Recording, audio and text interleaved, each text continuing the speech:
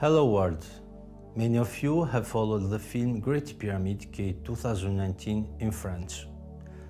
The French version was released on YouTube on December 4th, 2019. Here finally is in the English version. I owe a very special thanks to my team co-producer, Mr. Benoit Brard, Mrs. Olsa Villa and Mrs. Faté Marion, who accompanied me in the producing this film. I would like to express my deep gratitude to Daniel Scott Arm for translating the film in English. A special thanks is due to all donors for their support and for their kind message. Their name figure in the end credit of the film.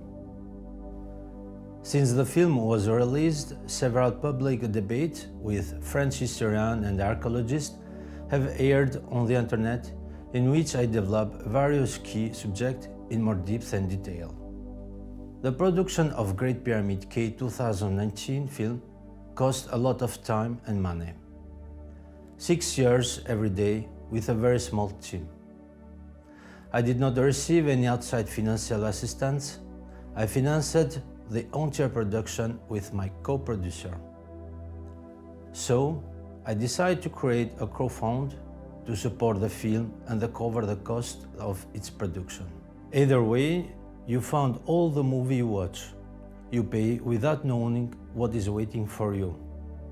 Well, here will be no surprise, and you will not be disappointed with this one.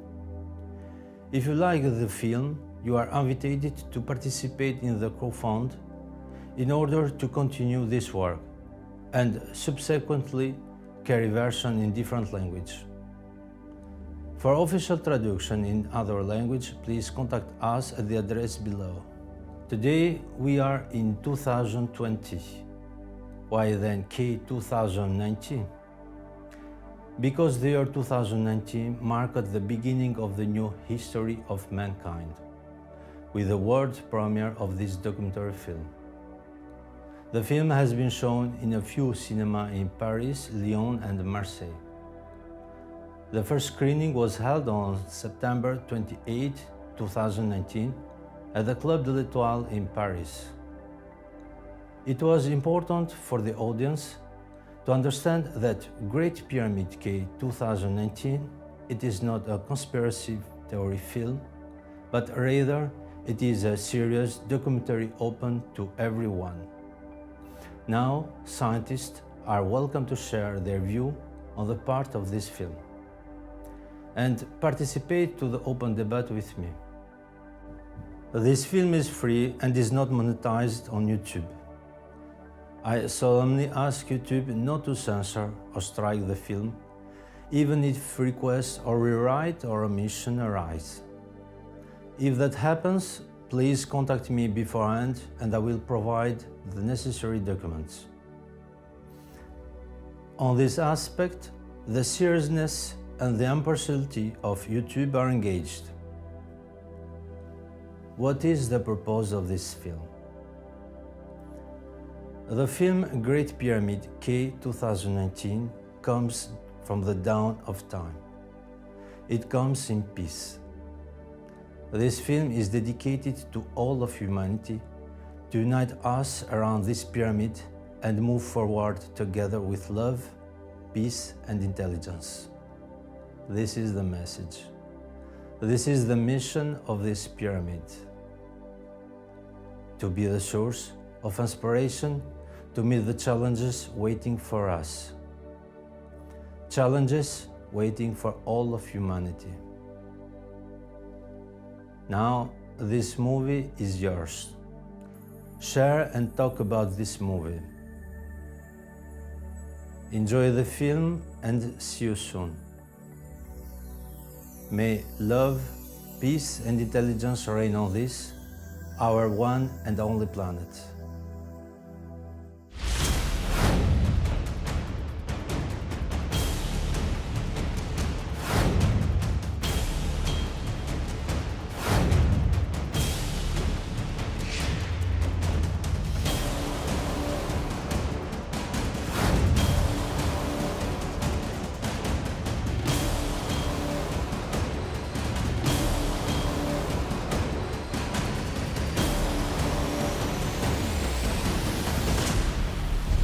Here is Egypt, Cairo, and the Giza Plateau with 3 large pyramids, those of Khufu, Khafre, and Menkaure.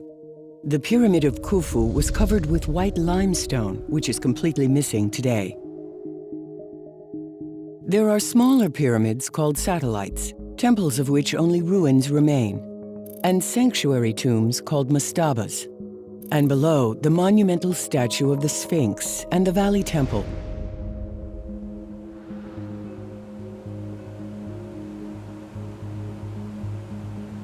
Inside the Great Pyramid, there are 2 corridors, tunnels, one chamber 30 meters underground, a room in the middle called the Queen's Chamber, an upper room called the King's Chamber, a large inclined gallery, and 4 shafts which cross the pyramid. But what is exceptional and out of the ordinary? You are at the foot of the pyramid to take a photo. Stop for a moment to think a little. Imagine pushing and pulling a stone this size with 50 other people. Then imagine doing this with a second stone, then a third. You will have to raise them to a height of 5 meters, then 10, then 20, 40, 80, 120 meters. There are 2,300,000 waiting for you like this that will need to be transported and hoisted. It's dizzying. You look to the top, then to the bottom, and you start to reflect. Immediately the thought comes to mind, the Egyptians were crazy.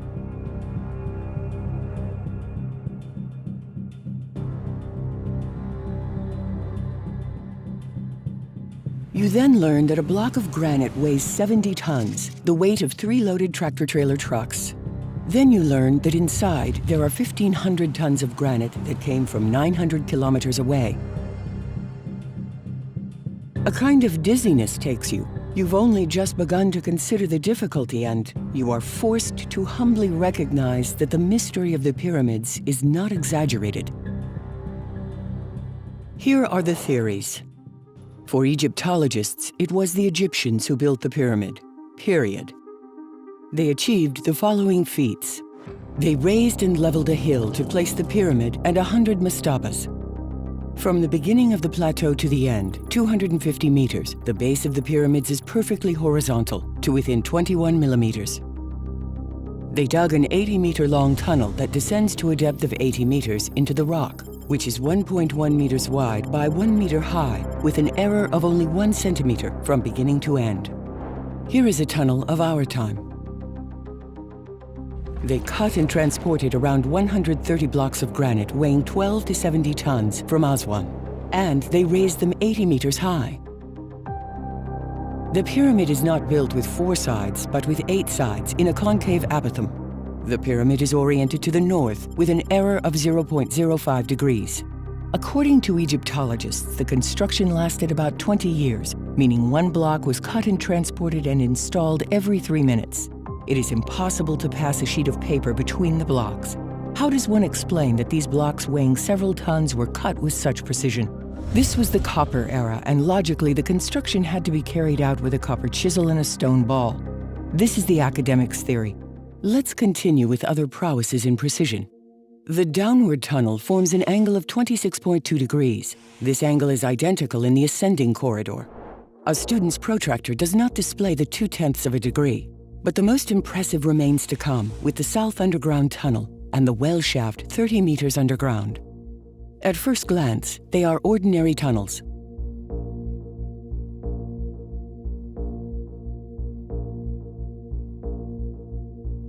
The entrance is 79 centimeters high and ends 16 meters further with a difference of only 5 centimeters. It's 75 centimeters wide at one end and 76 centimeters at the other end, a difference of 1 centimeter, an almost perfectly straight line. How does one build this tunnel with such precision underground? The Egyptians went even further in their exploits. The well shaft starts near the underground chamber, rises almost vertically 10 meters, to then continue 26 meters with an angle of 45 degrees, with perfect dimensions, 68 by 68 centimeters.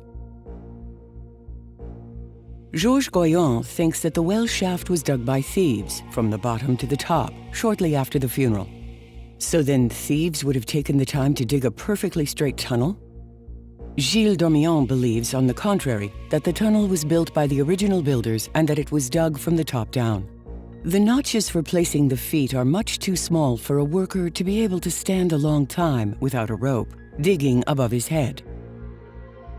To dig these 3 tunnels and the underground chamber, you must solve 4 problems. You need light, a solution for making precise measurements, and hard tools for digging, correct working conditions, and above all, a solution for removing the carbon dioxide. The biggest problem is indeed the CO2. When a worker works, he exhales CO2. This CO2 accumulates at the bottom. After 1 hour, there are 15 centimeters, 2 hours later, 30. It is assured death if he does not go out at once. If this CO2 is not removed, it remains there for several weeks. Here, I will demonstrate how the CO2 flows in the gallery. It stays at the bottom.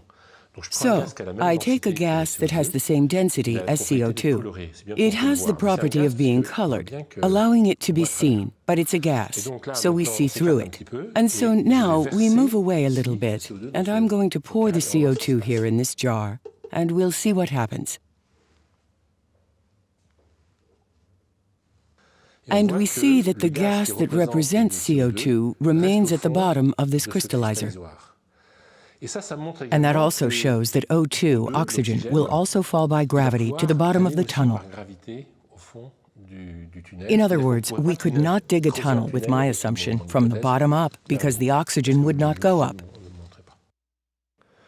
A worker will exhale 40 grams of CO2 in 1 hour. And chemistry explains that 40 grams of CO2 are fixed by 100 grams of limestone. This is 100 grams of limestone. In this experiment, I want to show that CO2, which is in the atmosphere of this beaker, is fixed by limestone, that is, limestone chalk. I put a little powder here in the water, which is there, which I will shake in a moment. This is just a level that allows you to see if there is CO2 consumption in the air. So I set the level to 0, and here we go. I put the chalk in. And now when I agitate, we will look at the index here. We see that the index shows that there is CO2 which is fixed by limestone.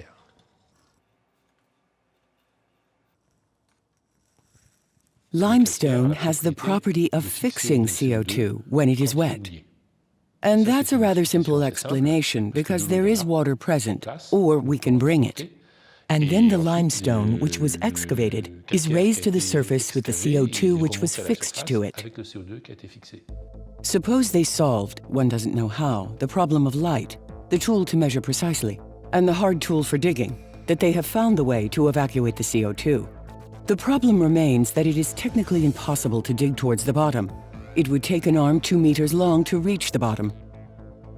If one can provide some theories on the construction of the pyramids and on the way the stones were raised to 80 and 140 meters, here there is no explanation. We're totally in the dark, and it doesn't stop there. Here is the Part Dieu Tower in Lyon, nicknamed the Crayon, a tower that ends with a pyramid on top. The last floor is 144 meters high, equivalent to the height of Khufu Pyramid. The 2 shafts of the middle chamber arrive 80.72 meters for one and 80.73 meters for the other, an error of 1 centimeter over a total distance of 100 meters. How did the Egyptians achieve such precision? With this? The official theory says that these 4 shafts are conduits to guide the soul of the king. For others, they are air shafts, or star target shafts, or even shafts to fill with water. Okay, but these shafts are sealed shut, and those in the middle chamber were sealed on both sides until 1872. Yet Egyptologists insist. In 2013, at the edge of the Red Sea, a papyrus was discovered. Merer's Papyrus, the captain's diary, which dates from the time of Khufu. It is the oldest papyrus ever discovered. A documentary film was produced and broadcast on television. This film is an interpretation, fictional and far from being scientific reality.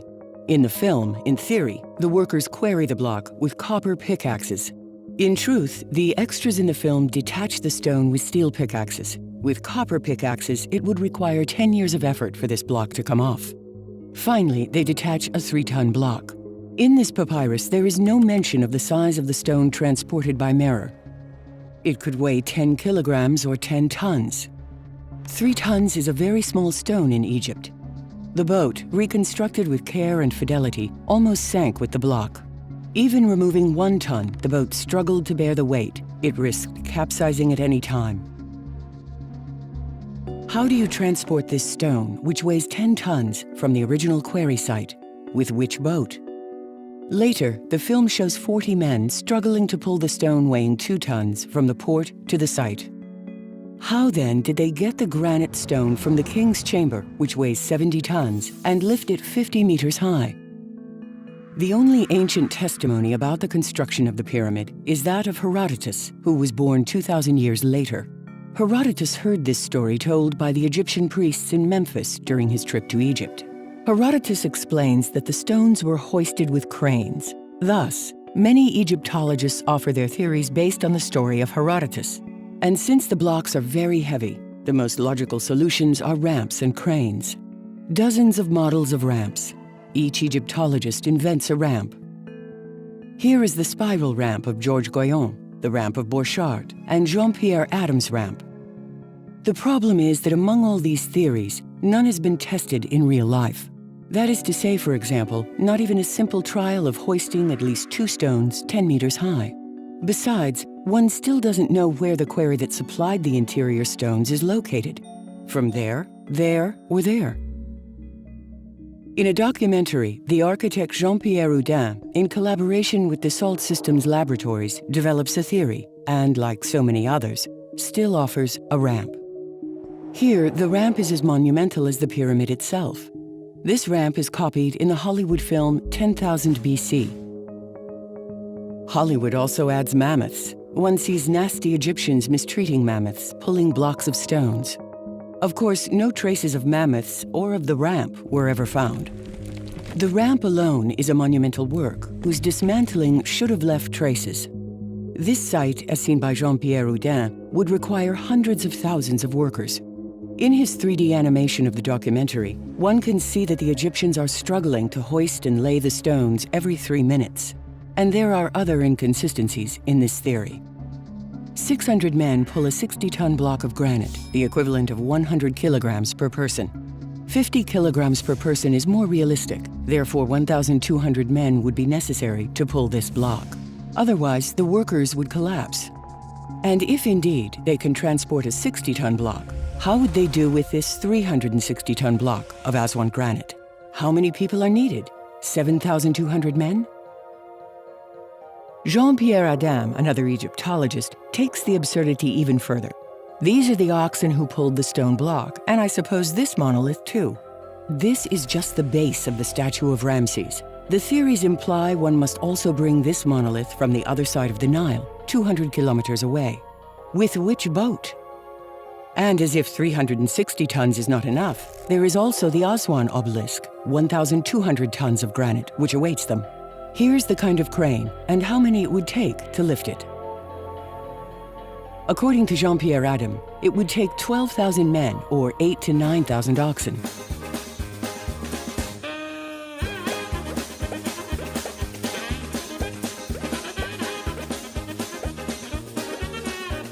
It is no longer fiction, but science fiction, or a cartoon, however you like.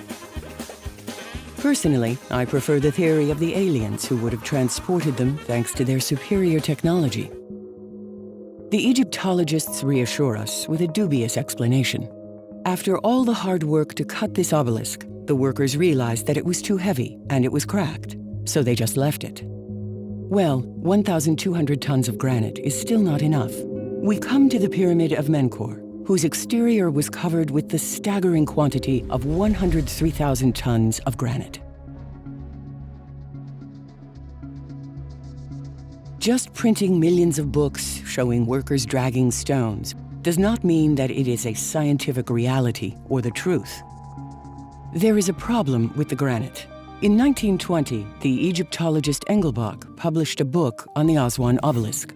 Finding no trace of pickaxe or chisel on the obelisk, He theorized that the dolerite balls that were all around were the tools used. Egyptologists have since approved and adopted this idea. Egyptologists have a lot of humor and finesse. Whenever they find an object next to a monument, they claim that it is the tool used to create it. What would have to say if they had found a spoon?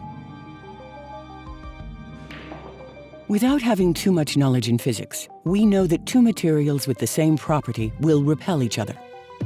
When you hit granite, the dolerite ball bounces. So, if you were wondering what type of tool was able to carve such a big obelisk in granite, well, I have the answer for all of you little curious minds. Here are the tools. Listen, it seemed absurd to me too when I was told that, but the tools they used were only balls of a stone called dolerite, which form, my God, it is hot, which form naturally in the region. They weigh on average 5 kilos. And the method is relatively simple. You take a ball, you hit like a lunatic on the granite, and you see what happens. Following experiments, it was estimated that it was possible to wear away 5 millimeters of the surface of the granite in 1 hour. That's enough to tell you that you must have good arms, and especially a lot of patience. Okay, I'll give you a little demo, because after all, it is not very complicated.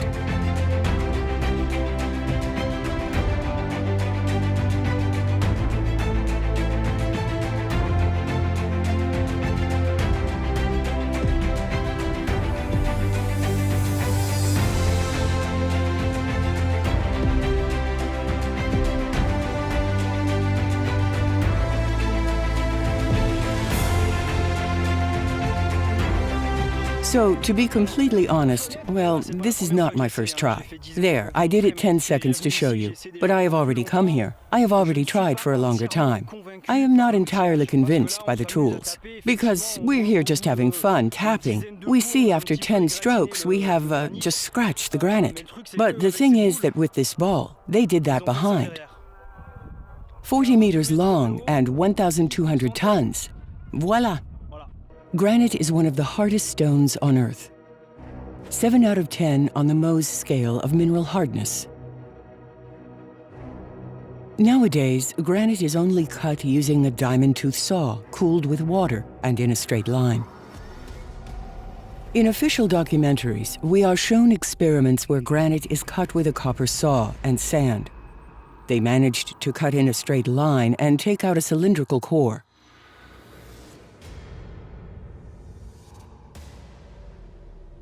Everything can be explained with words, but how do you cut this gabbro vase, a material even harder than granite, in 3500 BC? Or this trachyandesite vase? No fewer than 35,000 vases like these have been found in Saqqara. How in 1800 BC does one achieve these curves in the statue of Senusret, made of migmatite, stone of hardness 7, or that of the statue of Menkor and her princesses in greywacke, which is harder than granite? And this nice vase only 3 millimeters thick, or the famous Sabu disc made of schist. What is this extraordinary tool that cuts granite like butter? Or maybe 4,500 years ago, granite was soft like clay.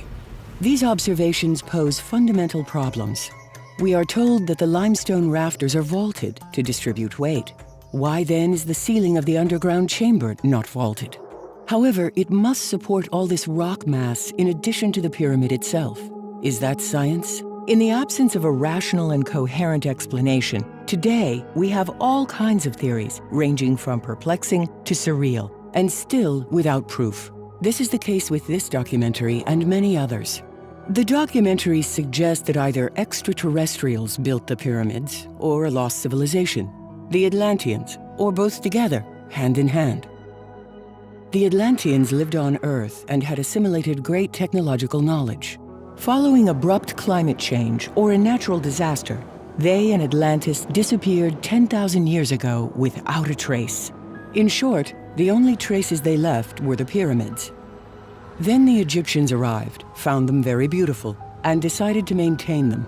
This is what Graham Hancock and many others think.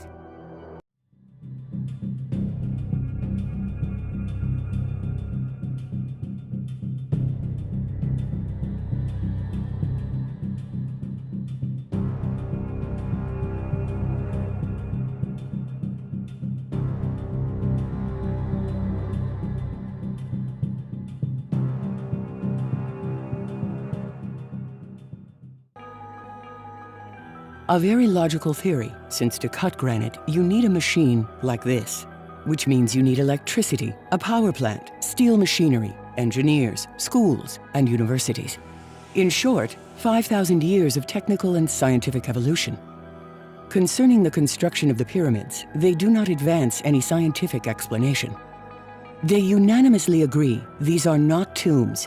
According to them, the Atlanteans or some other unknown ancient builders cut these stones with machines and then built whatever they wanted. Then they left these machines to the Egyptians, who used them to make statues and to engrave battles, marriages, births, etc. in hieroglyphics. Finally, the Egyptians destroyed all these tools without leaving a trace. After building the pyramids, the Atlanteans entrusted cleaning and maintenance to the Egyptians. Some believe that the pyramid was a hydraulic instrument, but we do not know for what purpose. For others, the pyramid is a receiver-transmitter to connect with other worlds in the universe, and the sarcophagus a device to lengthen life. Lie down in the sarcophagus a few hours and recharge yourself for 100 more years. For Chris Dunn, the Pyramid of Khufu is an energy plant using waves and magnetic resonances, anti-gravitational systems. Affirmations supported with numerous conferences, presentations, and trips throughout the world. In this nebulous realm, the artists also have their say, further thickening the mystery. But the aliens and the Atlanteans left no traces or materials. No iron, no steel, no crystal, no plastic, no metals or composite materials. Only stones. Strange, isn't it? We are still waiting to see the aliens on the evening news of the major channels filmed in HD.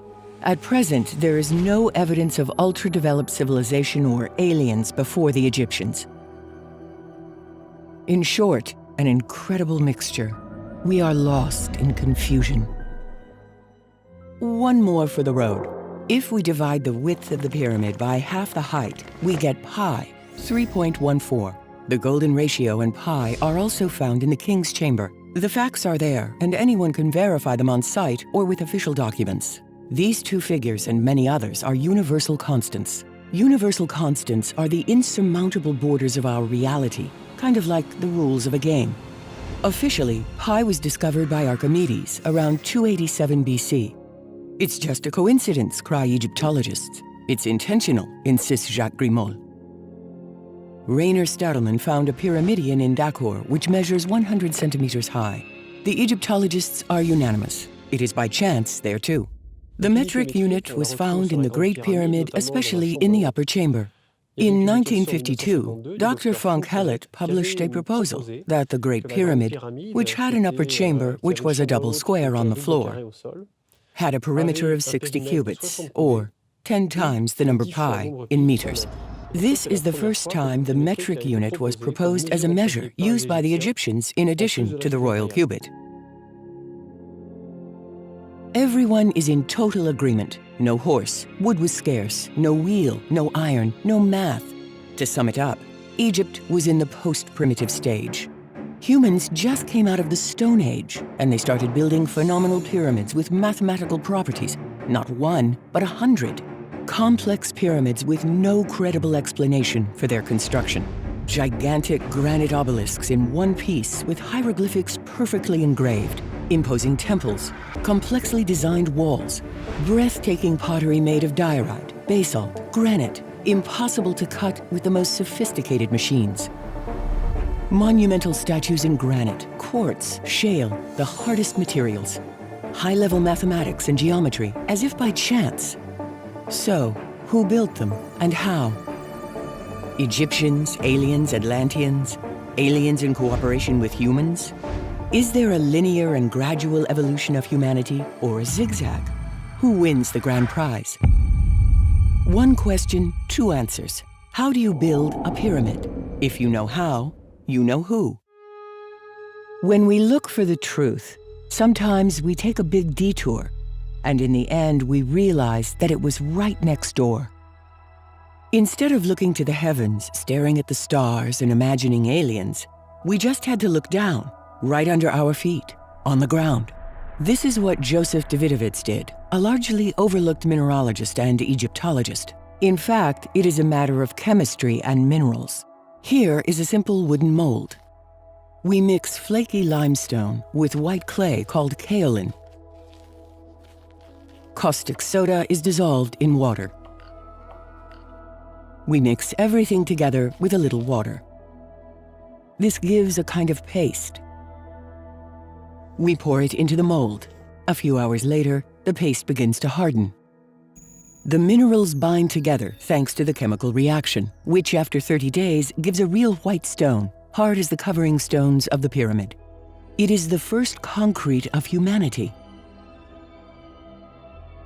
Today, concrete is a common material, ordinary, but at that time this mixture was noble and expensive.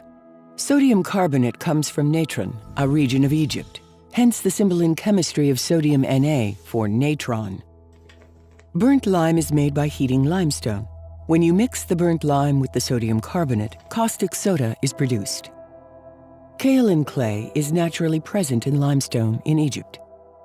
This clay limestone is abundant. There are millions of cubic meters. The components are mixed with water and poured into wooden molds. This is how the Egyptians made all the stones. Joseph Davidovits made this discovery in 1989. At the time, he assumed that the stones were molded and poured on site and not cut. He called this process geopolymer. The principle is the same as that of concrete today. Modern cement is made of clay heated at 1,450 degrees Celsius, mixed with water and gravel, producing concrete. The ancients used natron and burnt lime instead of modern cement. This mixture of natron, burnt lime, clay, and limestone at room temperature and in the open air gives the same result as modern concrete.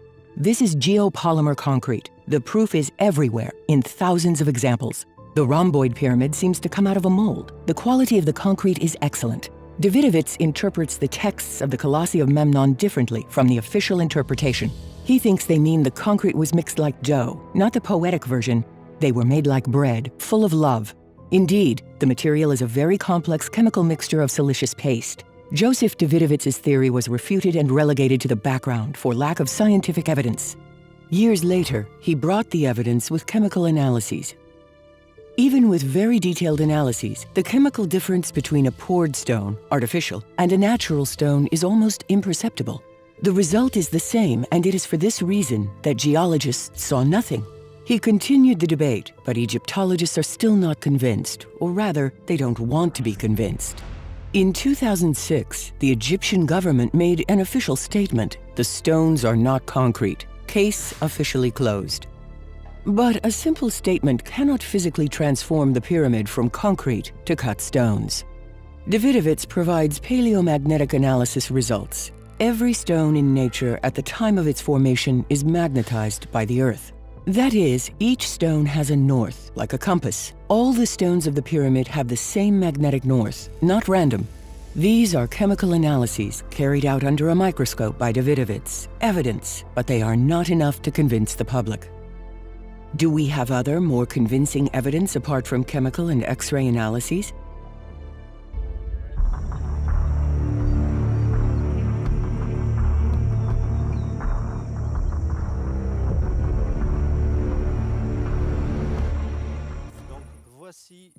So here is a natural stone found everywhere in nature, and here is a piece of wood. In nature, we always find the wood that grows next to the stone. And here is the proof.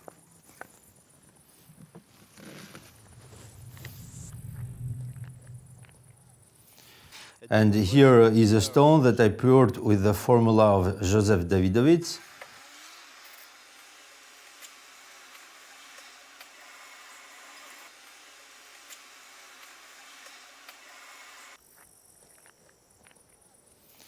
And before the stone dried, I inserted a piece of wood, and this piece of wood, it will stay stuck indefinitely.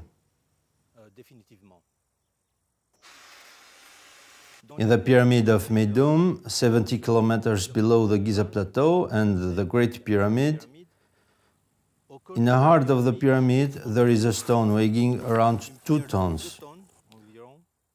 And inside this stone, there is a piece of wood which it is embedded for eternity.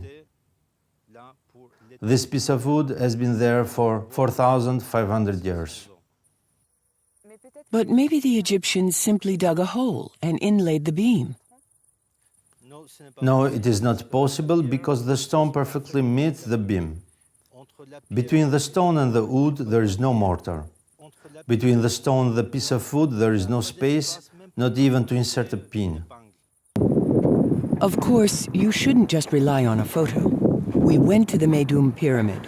The history of Egypt hangs on this beam.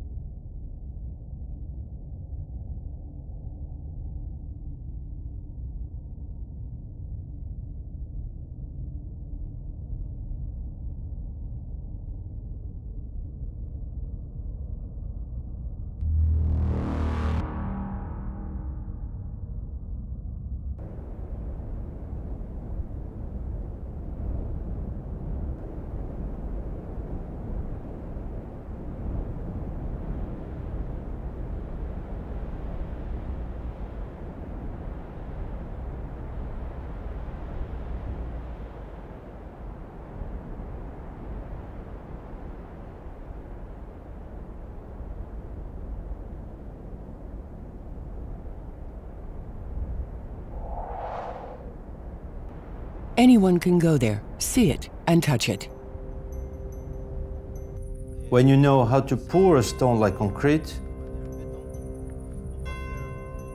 you will do a second, a third, you will do tens, 100,000, million of blocks, and in so doing you can build a whole pyramid.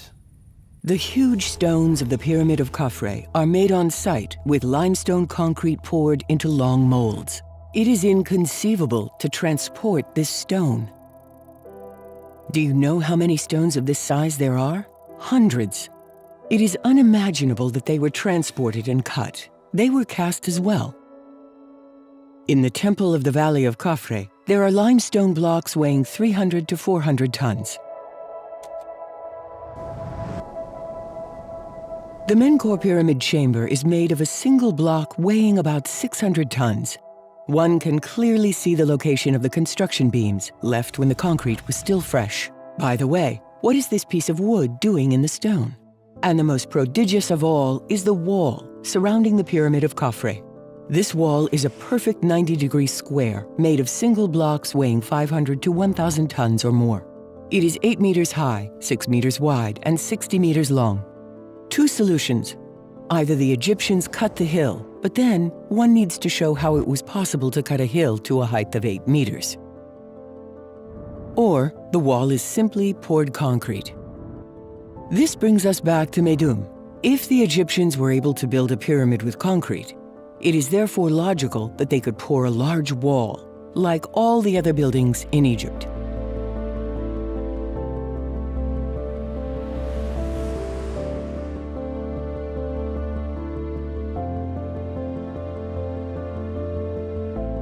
Joseph Davidovits, helped by 10 participants, poured 4 blocks weighing 2 tons in 2 weeks. When you have a malleable material that hardens quickly, you can make what you want with it. Pyramids, temples, statues, obelisks, sarcophagus, or vases. Indeed, it is simple. You must understand that to build a pyramid 140 meters high, you need a stone on the ground with a minimum resistance of 15 megapascals. The ABCs of engineering and architecture. This block has a resistance of 25 to 40 megapascals. So scientifically, this stone can support 500 identical blocks without collapsing. The pyramid being 140 meters high, there is more than enough resistance. After many trials and experiments, the Egyptians had acquired the technique they used for the first pyramid of Djoser, built 180 years earlier. The construction of the pyramid started 4 years ago.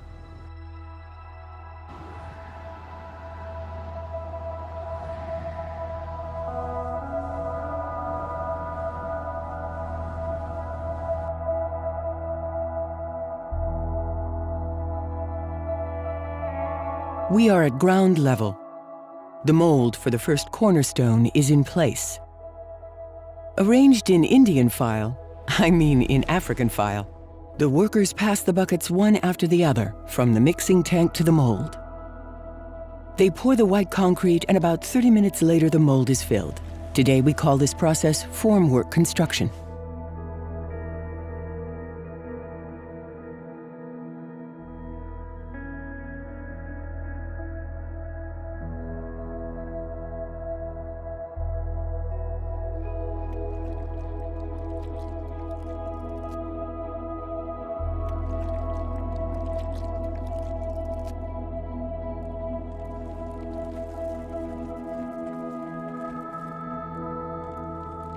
But let's go back a few years. A little further, when the Egyptians settled on the banks of the Nile. Long before they discovered a numbering system, they started from the simple principle of 1 to 10 by counting their fingers. Then they counted their toes, plus 10, and thereby appropriated the numbering system of 10 by 10 by 10. It is the same system that we use today. After language, numbering is the second thing humanity learned, long before writing. The numbering system by 10 is for humans the first gateway to scientific understanding of the environment. It is a kind of bridge between the primitive mind and intelligence. The Egyptians observed that the year is made of 365 days plus 1.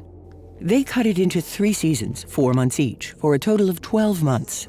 The seasons were called flood, germination, and harvest.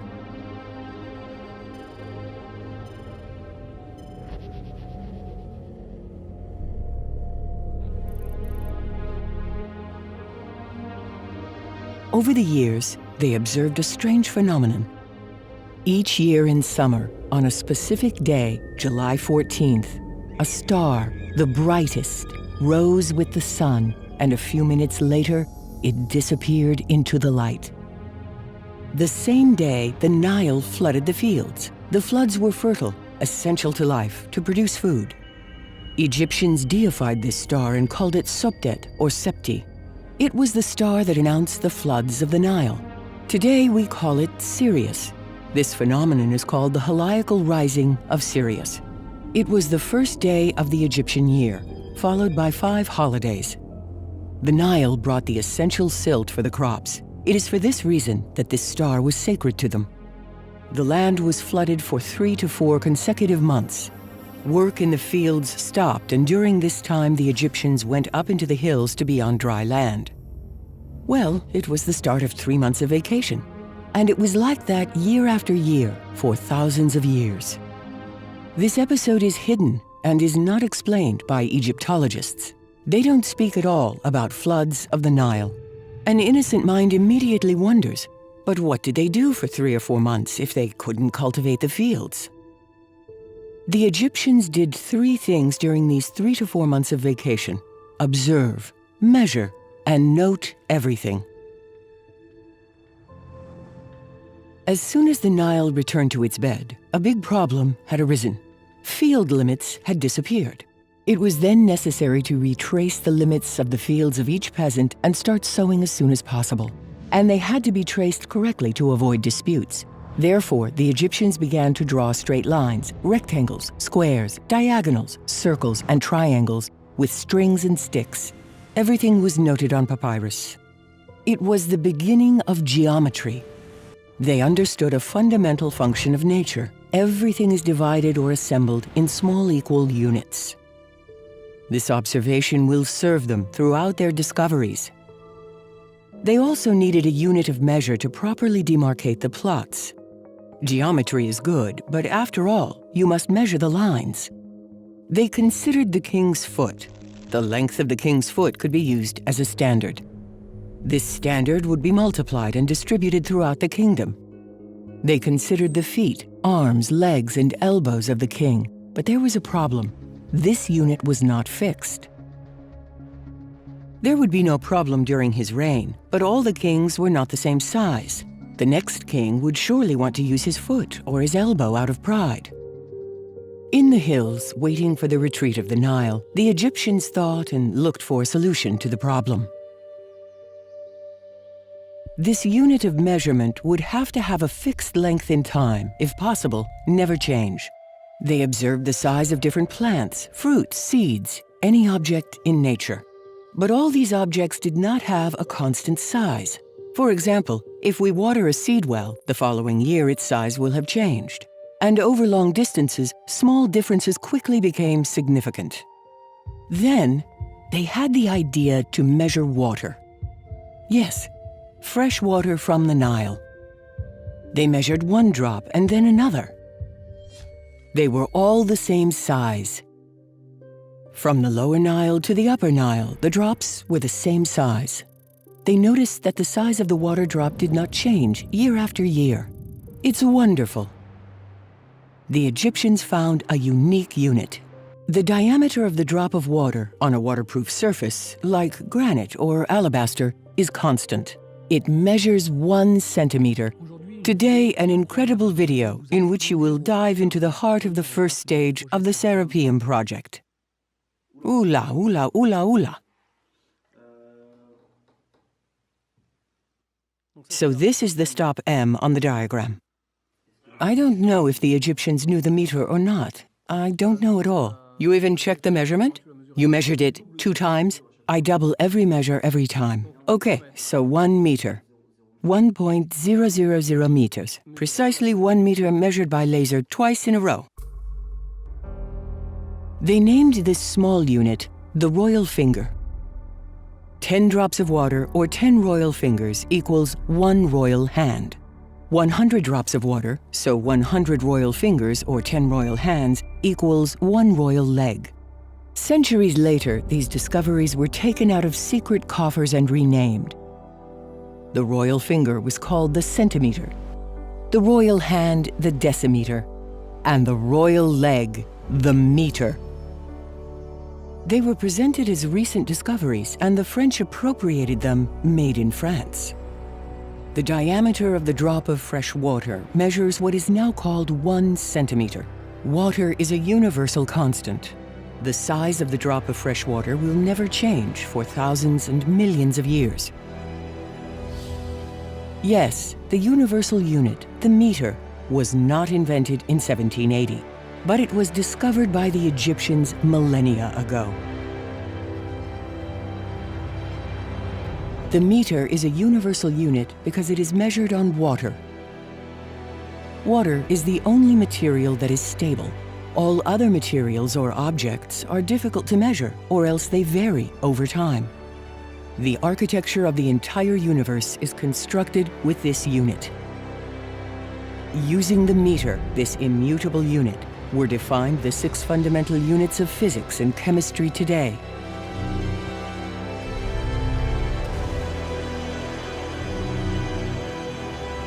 Amperes, Celsius, moles, candelas, seconds, and kilograms. So, everything.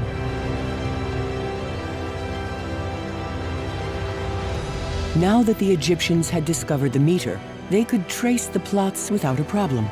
With the meter, they measured everything and recorded everything.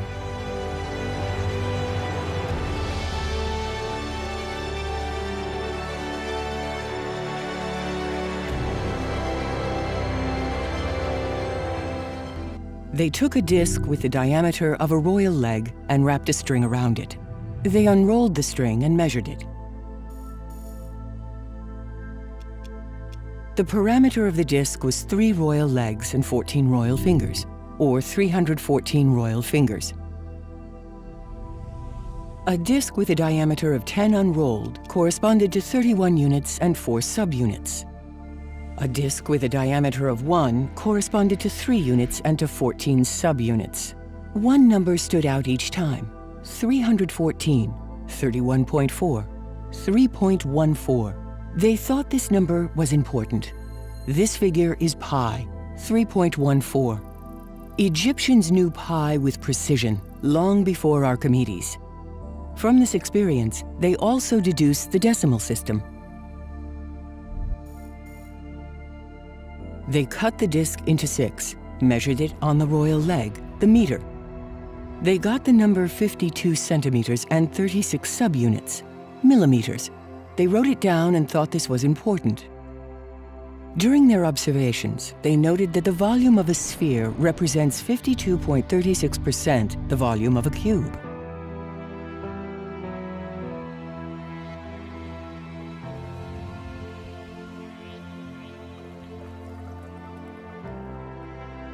Whenever the volume of the cube and the sphere increases proportionally, this number does not vary. In so doing, they discovered one of the most important universal constants, kept secret, the number 52.36. Twice, in volumes and forms, this number is everywhere. They conclude that this number is sacred. The Egyptians discovered the number 52.36, which is a universal constant like pi and phi. The number 52.36 is an important universal constant, more than pi and the golden ratio, since it connects 2D space with that of 3D. Now, how does one incorporate this sacred number? They put a stick on the royal leg, the meter, which is divided into 100 units. They cut the stick so that it made 52 royal fingers and 36 subunits. The royal cubit was born. The royal cubit equals 52.36 drops of water, or 52.36 centimeters. From then on, all of Egypt would have as a standard a universal constant, the royal cubit. The Egyptian royal cubit as presented in museums, 28 fingers or 7 palms, is incomprehensible. It is disguised so that the people do not understand the origin of this cubit. It doesn't matter who disguised the cubit, but when you put it on a meter, it displays 52 centimeters, 30 millimeters, and 6/10 of a millimeter. It becomes a universal constant. It takes on all its meaning. They invented another measure, half the meter minus 5 millimeters, called the Babylonian royal cubit. They used these two standards, and the meter was deliberately hidden. It is for this reason that we find the meter everywhere in the Great Pyramid, since the royal cubit is graduated on the meter. Any other unit, the yard, the inch, the mile, the nautical mile, the pica, the foot, are all arbitrary or graduated on the meter. There is nothing universal or unchanging in nature that measures 1 inch, 1 yard, or a mile. The whole number 8 is divided by pi. The result, 2.54, will be graduated to the meter. The imperial system unit is born.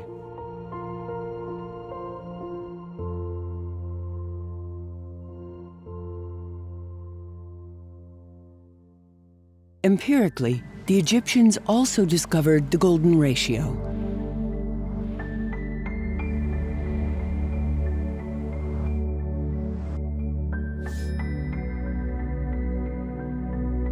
They reasoned thus: since the gods use these sacred figures everywhere in nature, in order to remain connected to nature ourselves, we must integrate them into our buildings to do as the gods do.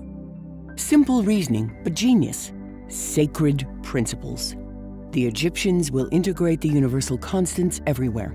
Pi, the golden ratio, the royal cubit, the whole panoply of sacred geometry with the meter. The Egyptians knew the Fibonacci sequence in the golden number thousands of years before him and called it the addition sequence. The Temple of Khafre, the Temple of Edfu, Akhenaten's palaces are built with the golden rectangle. Here is a parade of the Fibonacci sequence 3,700 years ago.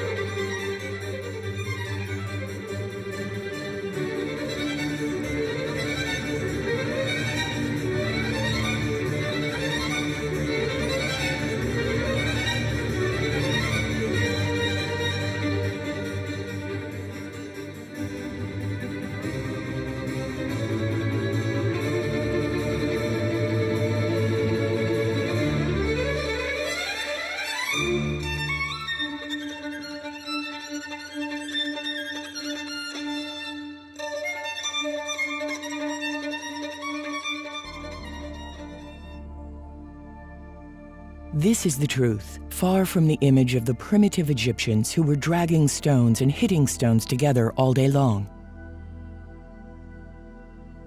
At this point, the Egyptians thought that they could use water as a weight standard.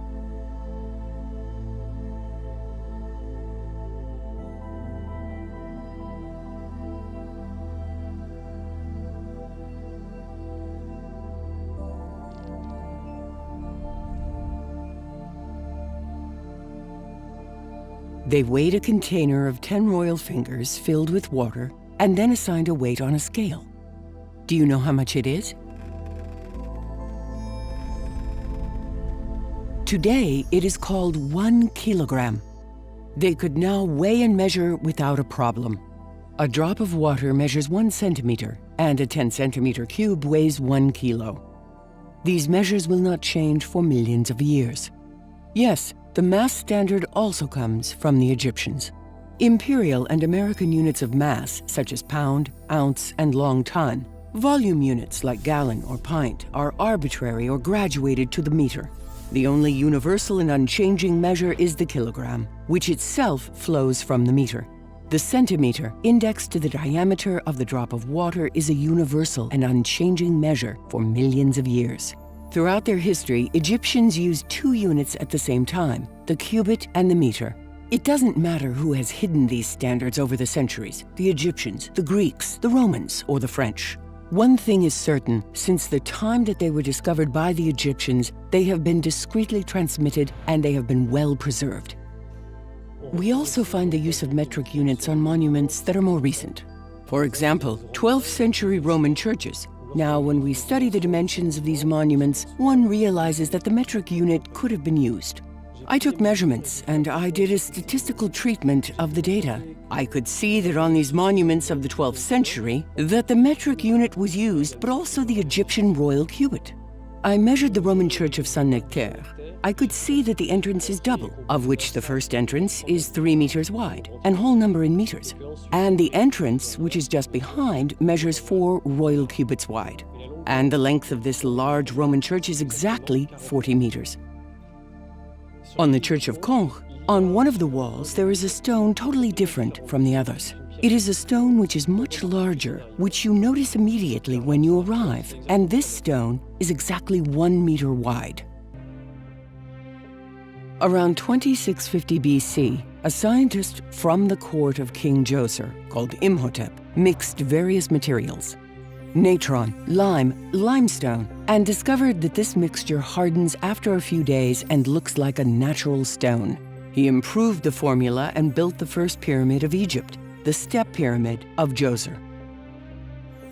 Imhotep certainly used several concrete formulas. That's why we find stones of different compositions in this pyramid. With experience, the Egyptians built ever more beautiful and more captivating pyramids up to the reign of Khufu.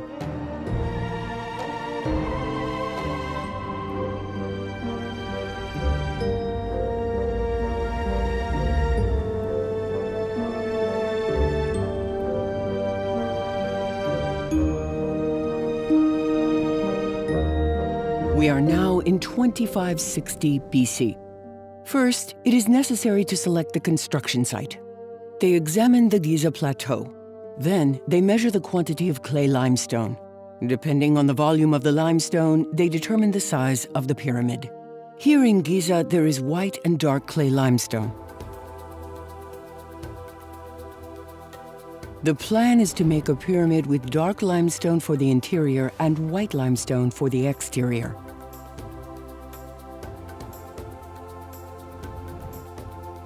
Above the present hill, there was soft clay limestone about 11 meters thick,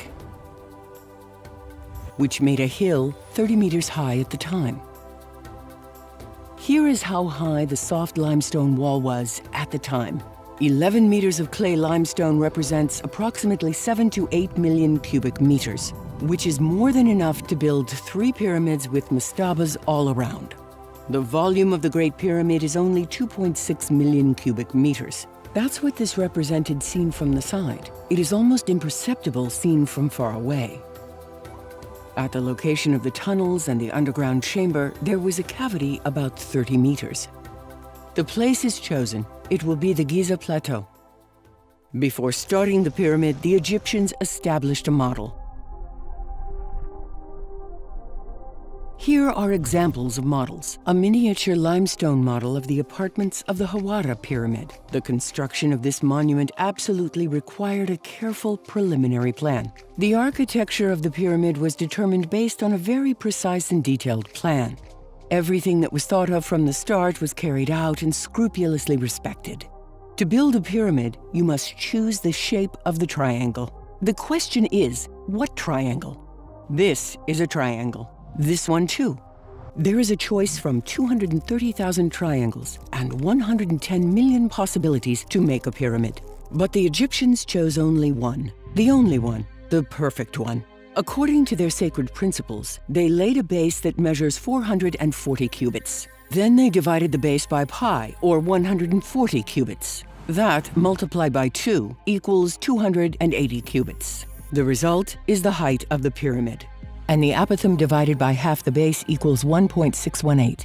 The Egyptians absolutely wanted to integrate the constants pi and the golden ratio. The pyramid became sacred since it was built with the cubit 52.36, the royal constant, and the meter. 4 universal constants were linked together in this building. There was no such thing as chance. 50 centimeters more or less, and pi disappeared from the pyramid. The Egyptologists would have been relieved. Phew, there is no pi. But no, the Egyptians did not make any mistakes. They built a pyramid 280 cubits high and 440 cubits wide. The pyramid is exceptionally precise, to within 1 centimeter, which shows the pi value very precisely. The Great Pyramid is the largest man-made expression of pi and the golden ratio visible on Earth. Khufu's son Khafre chose another concept for his pyramid. That of the sacred triangle, 3, 4, 5, in symmetry, the Pythagorean triangle. By the way, it would seem that Pythagoras never existed.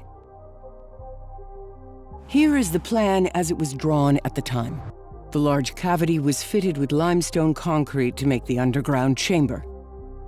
From the ground level to the underground chamber, the height is 56 cubits. From the floor to the middle chamber, the height is also 56 cubits. Then each space is cut in half and in quarters.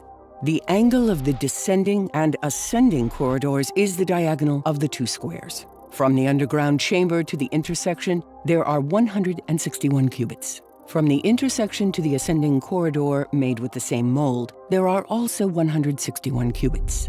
The architect also planned the 3 plugs used to close the entrance and a secret well shaft to go out. The middle chamber is in the middle and coated with white limestone. The king's chamber is in red Aswan granite and on 5 levels. The 4 shafts, precise to the centimeter, target the sacred stars. The position of the sun Re at noon on July 14th, the day of Sirius's rising, determined the location of the king's chamber. Re and the king were to be reunited in the chamber. The Egyptians divided the pyramid up like plots of fields, and in accordance with their principles, they integrated the sacred numbers into their monuments. From the construction of the underground chamber until the end of the construction, the Egyptians recorded the height measurements precisely and meticulously. These precise height readings, row by row, to the nearest centimeter, served them throughout construction. Once the plan was completed and the dimensions decided, they calculated the volumes. They had to determine if there was enough limestone on site to complete the Great Pyramid and the monuments around. The Egyptians knew that such a pyramid required 2.6 million cubic meters of limestone. Before starting such a monument, they had to make sure there was enough material to finish it, at the risk of ending up with a truncated pyramid.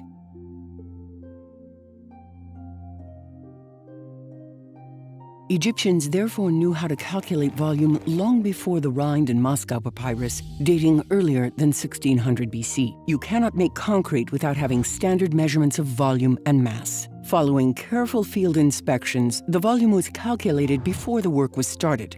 Hemiunu further perfected the pyramid by converting it into a concave apothem. The drawing of the pyramid today is precisely the starting blueprint. Nothing, absolutely nothing was changed during construction. At the time of construction, the Nile floods arrived at the foot of the hill. Water was essential for mixing and needed to be close at hand. It is for this reason that all the pyramids were built by the river. Making concrete and grinding limestone required a lot of water, about 20% of the total volume. Here is what it represents in relation to the pyramid. 500,000 cubic meters. How does one raise all this water up from below? The Egyptians invented the screw pump, or so-called Archimedes screw. Some historians believe that this method was known in Babylon 400 years before Archimedes. It was known thousands of years earlier by the Egyptians. The Egyptians dug 3 passages about 10 meters wide. It is easy to dig in soft limestone. In order to route the water and send it to the other side, they installed wooden viaducts in these passages.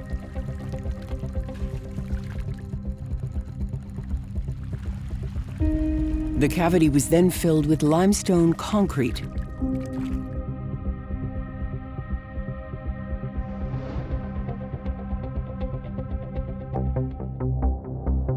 The Egyptians had known the equinoxes for a long time. The date is April 13th, 2560 BC, the time 6 hours 3 minutes. The vernal equinox. The sun will rise in a few minutes precisely east. A team is in place with sticks and ropes to be able to align with the sun. They await the first rays. The sun is rising. 3 or 4 Egyptians quickly arrange the sticks and ropes. 5 minutes later, the sun moves, but the first 4 sticks are aligned to the east.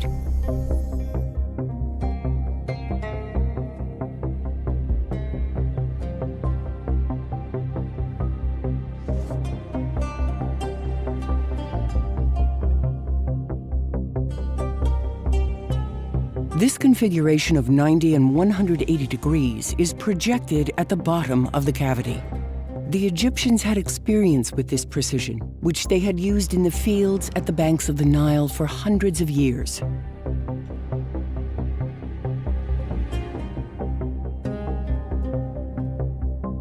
The edges of the cavity are transformed into a shallow basin, where the limestone clay, natron, and lime are mixed. Once the mixture is obtained, they open the valves and let the concrete flow to the bottom of the cavity.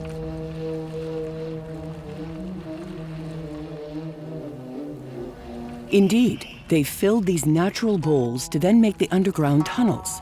Limestone concrete, once dried, takes on a natural rock appearance. That's why geologists haven't noticed. No trace of fire was found in the underground chamber.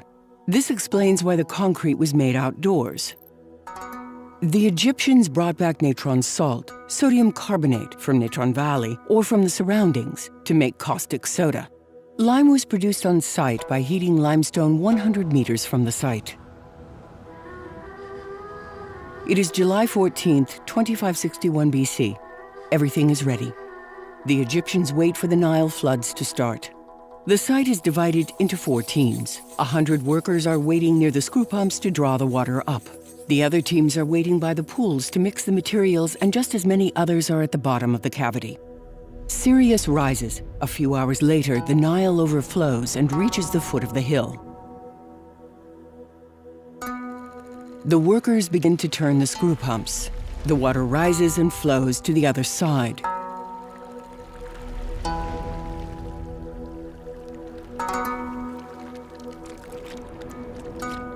They mix dark brown limestone with natron and lime.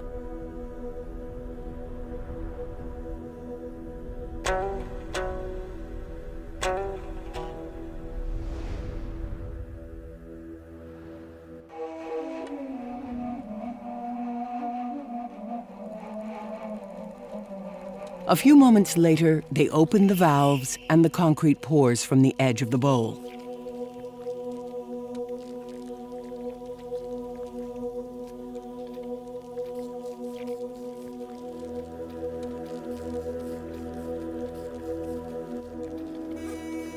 The workers have already measured and set up the mold at the bottom of the bowl, which will create the South Underground Tunnel. The concrete just has to flow around it. They will use the same principle for the underground chamber. The mold has been put in place and the concrete was poured around and over it.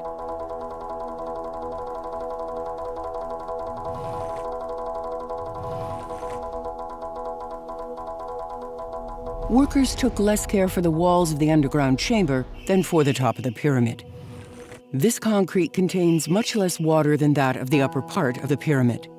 When the mold is removed quickly and it has not had time to dry, it gives this rough appearance. The Egyptians never dug underground chambers or corridors below the pyramids since it's impossible. They simply filled it in. May the archaeologist Mark Lerner rest assured, the workers did not suffer. They worked in the open air and in good conditions, as was the case for the unfinished pyramid of Djedefre. The cavity was then filled with limestone concrete. This explains the high precision of the South Underground Tunnel, the service tunnel, but also the sharp edges of the tunnel in this photo of Edgar Wise in 1910. To validate this theory, one simply needs to take a sample of the walls of the underground and do a chemical analysis. The Egyptians used the same method to build the descending tunnel and the well shaft. They established a formwork structure like this, the diagonal of two squares, which gives an angle of 26.57 degrees, which will also be used for the tunnel. This same structure will be used 3 to 4 years later to make the ascending corridor and for the Grand Gallery. They continued the molds and construction of the well shaft simultaneously. The walls of the well shaft have support notches for workers' feet, so that they could come down and come out of the pyramid when it was complete 13 years later. Thus, they arrive at the level of the cave known as the grotto. At this level, they left a cavity and a block of granite to plug the well shaft behind them. The workers pour the first blocks of the pyramid. The volume of the cavity is estimated at around 450,000 cubic meters. That is not much compared to the 2.6 million cubic meters remaining. The workers are now approaching the surface. A fourth passage is opened to speed up the work. The work is divided into 2 work sites.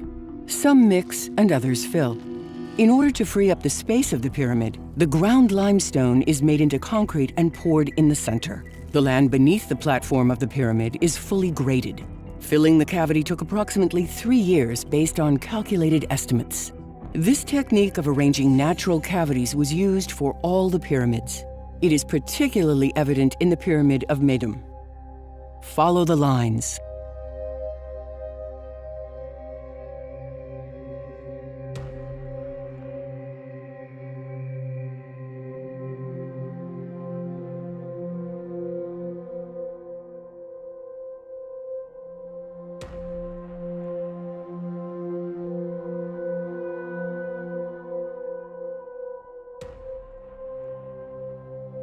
The cavity was fitted out with formwork molds and limestone concrete. The walls, the floor, and the ceiling were made by pouring concrete. It is easier to fill in than to dig and carve out a cave.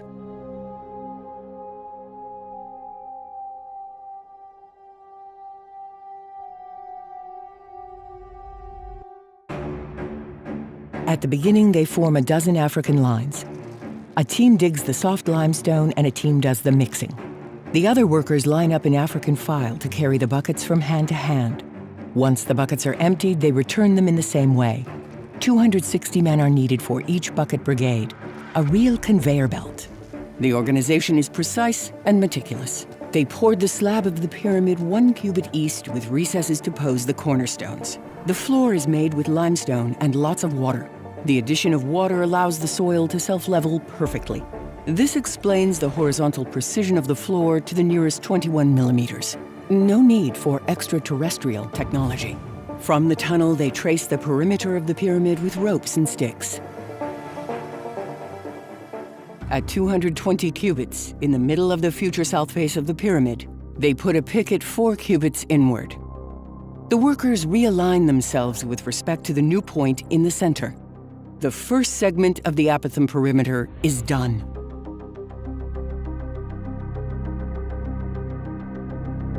They then line up 90 degrees with a wooden angle and do the same on the other side. Same for the other 2 sides. The perimeter of the future pyramid is now drawn, precise to the millimeter in apothem. It is a perimeter of 8 sides which is drawn on the ground with ropes. It is the future shape of the pyramid. Once the pyramid was completed, at each equinox, one sees the sides divided in half by a shadow. The equinoxes are visible to the naked eye tens of kilometers away. It is at this stage that the architect Hemiuni stops filling the center and continues with molded stones. From now on, construction is done with stones poured into the formwork molds.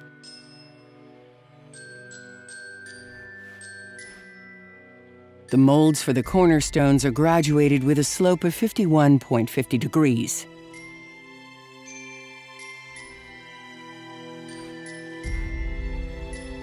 The most difficult work is in grinding the limestone and preparing the mixture to make concrete.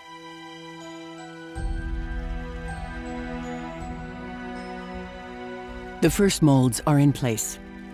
About 1,200 workers mix limestone with natron and lime in the basins. They then line up to transport the buckets from hand to hand.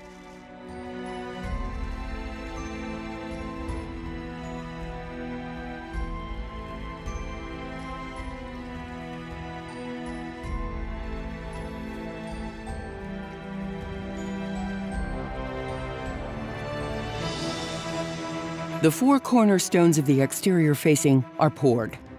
The blocks of the first row are 3 cubits high. Then they continue towards the center, meticulously following the ropes and the pickets.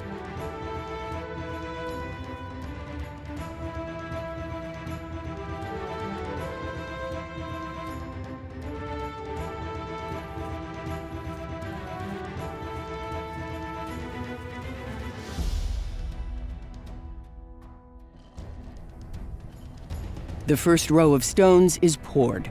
They leave the row open in different places. These are openings to let the lines of bucket carriers pass.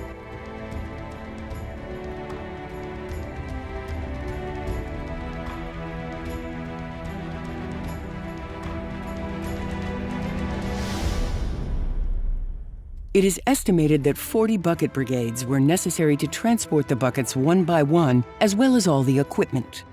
By working 3 months a year, 8 hours a day, and with buckets of 15 kilograms, the pyramid was completed between 10 and 13 years in good humor, joy, and pleasure. Once the base row was completed, the workers continued to fill the interior with brown limestone, less attractive than that of the exterior. Inside, every other block was made with molds. The next day, they filled in the intervals.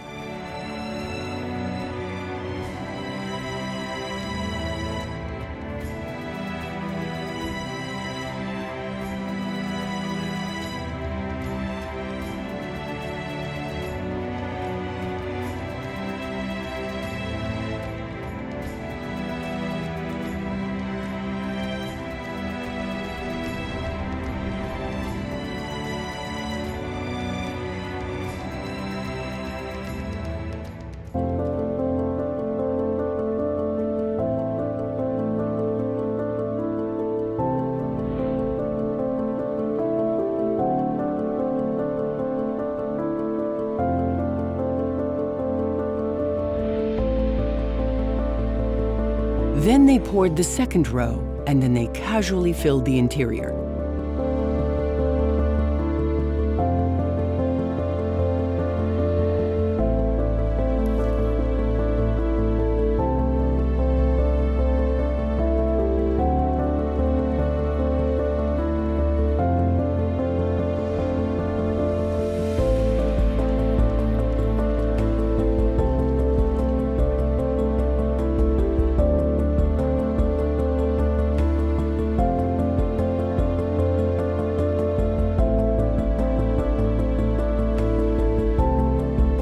This is how they erected the pyramid from the bottom to the top.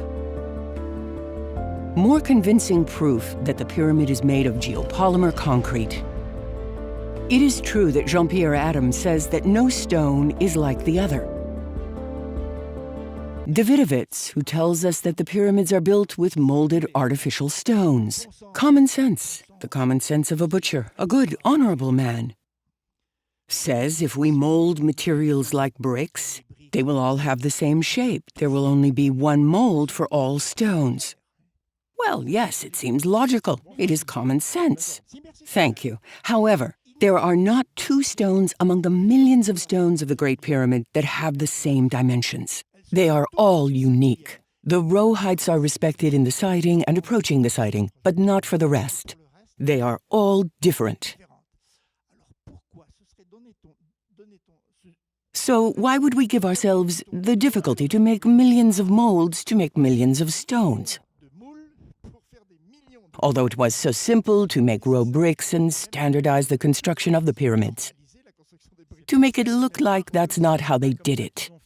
It makes it possible to say this affirmation is quackery. Common sense tells you it's so. You don't have to be an Egyptologist. You have provided arguments to justify the use of the word charlatan. This is your response. I find it convincing. But he does not say that all the stones of each and every row have an identical height. It is unimaginable that hundreds of thousands of stones from the second row, for example, were cut to the same height, to the nearest centimeter. No white massive stones were ever brought from Tura. The white limestone used for the facing stones was extracted in the surrounding area. Davidovits' analyses show that the composition of the Kufi stones does not contain Tura limestone. We compared the composition of natural limestone samples from quarries of Tura and Madi with stones from the Pyramid of Khufu, and we discovered a number of anomalies. First observation. The composition of the stones of the pyramids is much more complex than those of official quarry stones. Certain micro-constituents of these stones show traces of a fast chemical reaction that didn't allow them a natural crystallization. An inexplicable reaction if the stones were cut, but perfectly understandable if we admit that they were made like concrete. So that confirms the thesis defended for 30 years by the inventor of geopolymers, the French chemist, also an Egyptologist, Joseph Davidovits. One estimates that the construction of the pyramid required around 7,000 or 8,000 workers. They had to be fed and housed daily. 100 people oversaw taking care of these workers. The Greek historian Herodotus described the builders of the pyramids as slaves. This gave birth to a popular myth perpetuated by the sweeping epic films of the Hollywood studios of the 1960s. A site where hundreds of thousands of slaves would have worked is unthinkable. It would have required as many Egyptians to oversee them. If some still think that it was slaves who built the pyramids, it is because they are not up to date. All archaeologists and Egyptologists are categoric. There were no slaves in Egypt. In January 2010, Zahi Hawass discovered a series of tombs dating from the time of the construction of the pyramids. They are those of the workers buried near their pharaoh. They would never have been buried with so much honor if they had been slaves, he says. Skeletons were found in the fetal position, the head facing west and the feet eastward, according to tradition in ancient Egypt. It is the ERA project under the direction of Dr. Mark Lerner which made it possible to discover the village workers. It was found 400 meters from the Sphinx. The dwellings could accommodate thousands of men. Archaeologists have found 100 seals bearing the names of Khafre and Menkaure. Evidence suggests that these men regularly consumed meat and worked in 3-month periods. The whole kingdom was involved in the construction of the pyramid. It was a national project. Workers came from all over the country. They now continue to fill the interior as well as the descending corridor simultaneously with the well shaft. This is the reason why we notice in the underground tunnel a part which is made in masonry stones, and part of the tunnel is made of natural limestone in perfect continuity.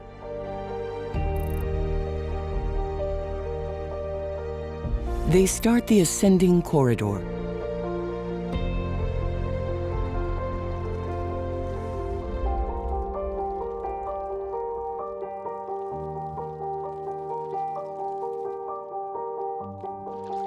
At this stage, 600,000 cubic meters of limestone concrete have been moved.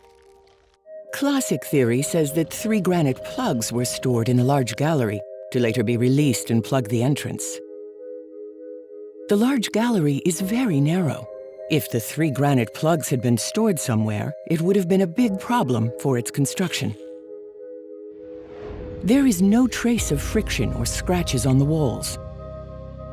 In addition, the walls are not smooth, which does not facilitate sliding. Conversely, the traces of friction are found in a large gallery because of the cart. Blocks that descend as seen in animation cannot slide in real life.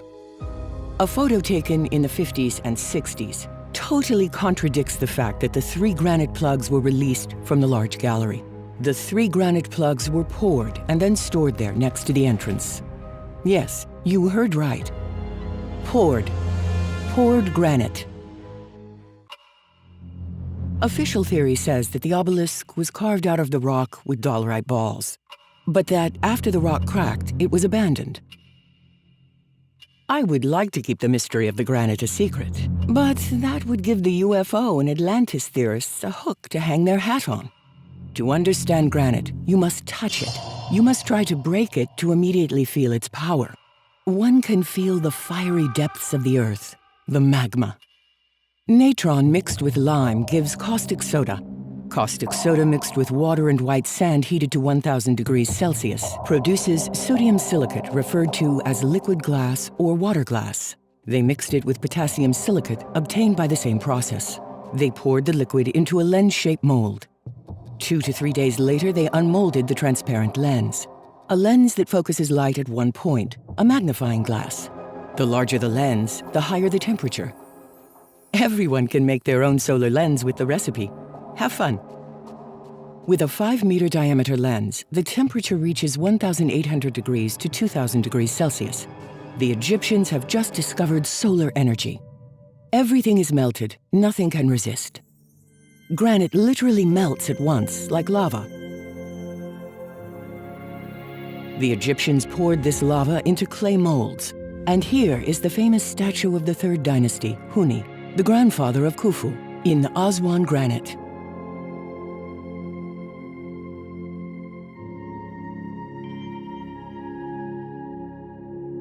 Vases harder than steel, like these in trachyandesite, dating from at least 3500 BC. Here is how the granite was extracted and what happened with the unfinished obelisk in Aswan.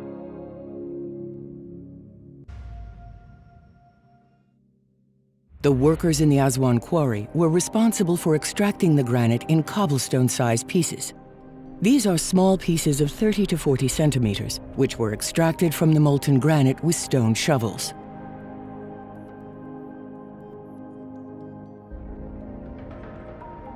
Once cooled, these pieces were transported by boat to Giza, over 900 kilometers away.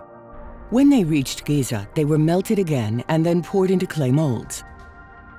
To estimate the volume of granite to take away, the workers cut out this part of the quarry in the form of an obelisk, which was completely melted 1 week later and transported in cobblestone-sized pieces. Here, a ball of dolerite fell in the granite in lava form, and it got stuck there for millennia.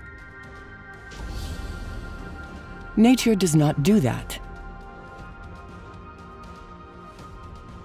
The melting of the granite was done from May to August. The traces of all the granite extractions are tilted. This corresponds to the best trajectory of the sun. During these months, its intensity is the strongest.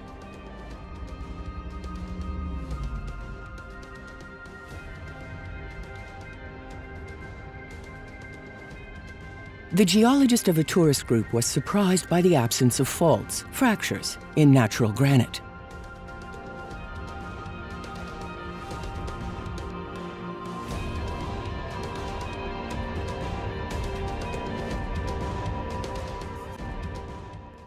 This is natural, and it is normal, and there is nothing. There are no faults. How is it possible? This is normal because the molten granite, once cooled, is like new, out of the ground. The workers melted the granite using the lens. Then they began to cut notches and holes in the granite while playing with the solar ray of the lens.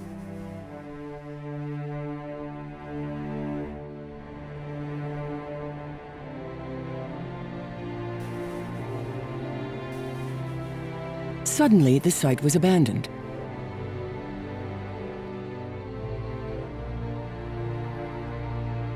This is how the Egyptians melted all kinds of stone: quartz, granite, schist, basalt, diorite, gneiss, greywack. No luck, they did not come upon ferrous earth. Otherwise, they would have discovered steel. Solar energy was fully deployed. Queen Hatshepsut in Karnak writes that her obelisk was completed in 7 months. This is entirely possible with the lens. The colossi of Memnon, weighing 1,800 tons each, were made with a mixture of quartz and molten granite. The Egyptians mined copper for thousands of years in the Sinai mines. Copper is a very soft material used to make pans that were used to make the silicate-making mixture. Why is there no evidence? Throughout its history, humanity has waged wars for energy. A forest, a field, a coast, a lake, its potential food, its energy. Throughout its existence, humanity has waged wars for energy. So you have to imagine that such a discovery had to remain secret. It was passed on discreetly from generation to generation. Today, solar is the most accessible and cheapest energy. It is free. The evidence that the granite was cast with solar lenses could possibly be found in the archives of the Vatican, Paris, London, and Cairo. I put forward a theory different from that of Joseph Davidovits. Egyptian concrete was done in another, simpler way. The clay limestone was heated with the solar lenses at 1,300 degrees to 1,500 degrees Celsius. After cooling, it becomes cement, like modern Portland cement. It simply required mixing it with the limestone and water on site, as with the concrete. Serious analysis is needed to find if it is geopolymer or cement made using solar lenses. To build the pyramid with cement and heat the clay at a temperature of 1,200 to 1,500 degrees Celsius, they used solar lenses. It took about 300,000 tons of sodium carbonate and 500,000 tons of lime to build the pyramid. Solar energy was also used in the baking of breads and for the preparation of meals, because otherwise thousands of palm trees would have had to be burnt to make lime, to power the bread ovens, and to cook the meals of thousands of workers. In 2 years, there would have been total deforestation and civil revolt. Wood was very precious because it was scarce, and the few palm forests provided some shade for crops. Cutting a palm tree was really the last thing to do. Without the discovery of solar energy, there would have been no pyramids. Egypt would not have arrived where it arrived. Thanks to solar energy, the Egyptians preserved nature.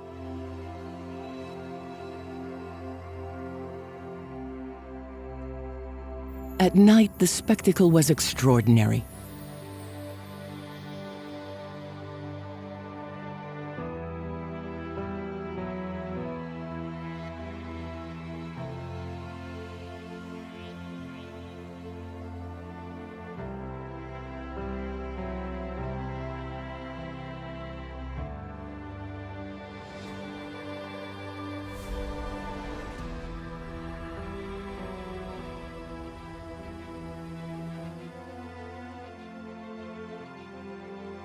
The 3 granite blocks were poured on site and were stored next to the ascending tunnel.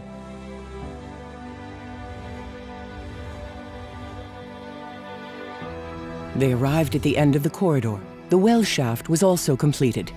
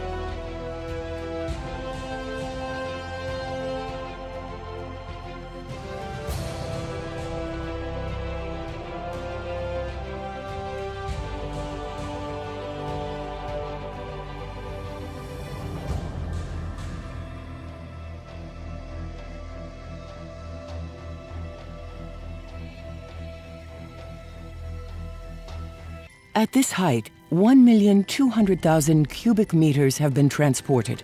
It's almost half the volume of the pyramid.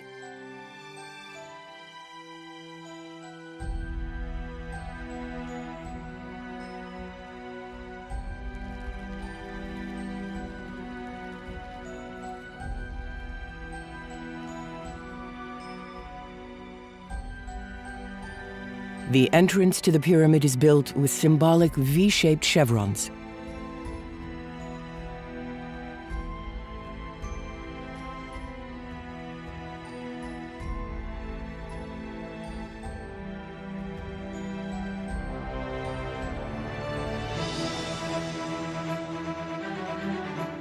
They build the horizontal corridor and then start the middle chamber.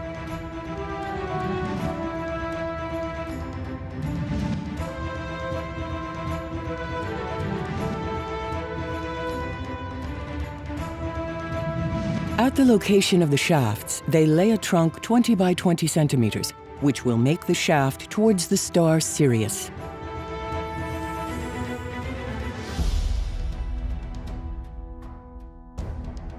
They lay the formwork molds and pour the blocks of white limestone walls.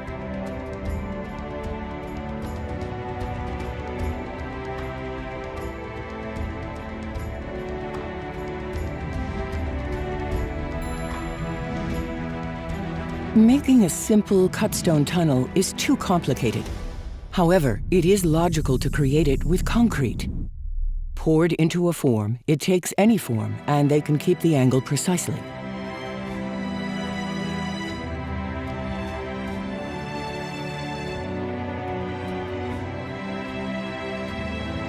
They start the northern shaft and stop every few meters.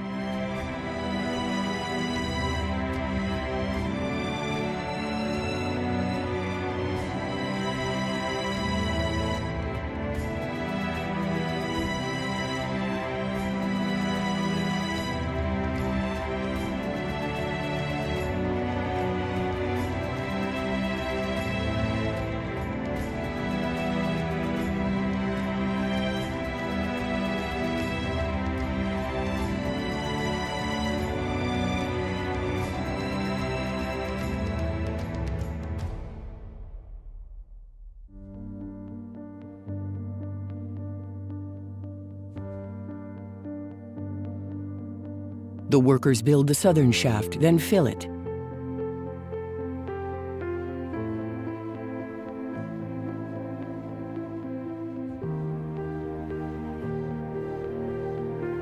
They cover the horizontal corridor and the middle chamber.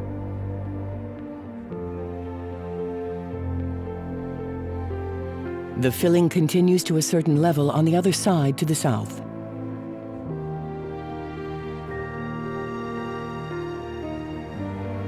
It's time to close the first passages. The passages of the extremities are blocked first, from top to bottom.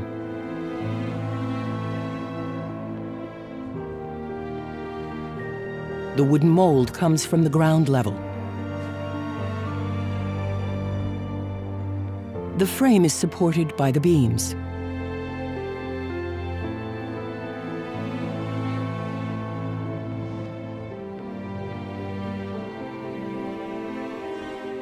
The workers fill the mold with limestone concrete from the ground.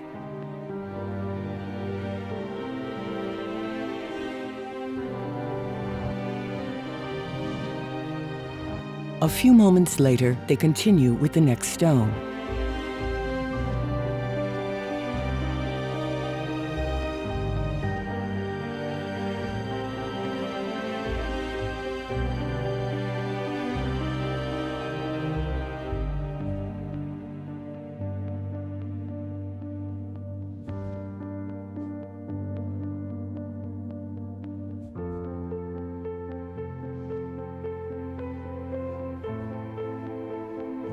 This is the method that was used to close the siding throughout the construction.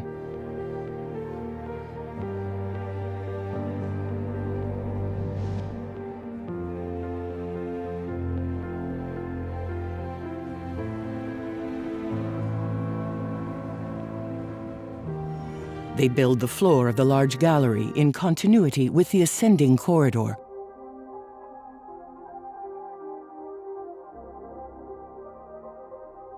The pyramid continues to fill up, and they reach the ground level of the king's chamber. Then, using the solar lens, they pour the first floor of the king's chamber and the harrows in Aswan red granite.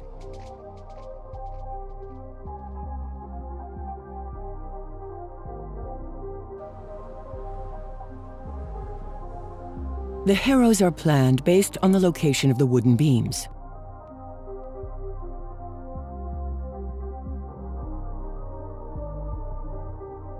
The last block of the floor is in a V-shape to let the ropes for the carriage mold to pass. The Egyptians had the innovative idea of making the Grand Gallery corridor in an inclined corbelled arch. The model was taken from the Red Pyramid and the Pyramid of Medum. This time the gallery is on an incline and not horizontal. All of this was planned from the start. To carry out the cantilevering of the Grand Gallery, they built an extraordinary wooden movable carriage mold. Here is the carriage mold. The movable mold is fixed to the ground in the notches on the floor. It measures 8 meters high with 7 levels.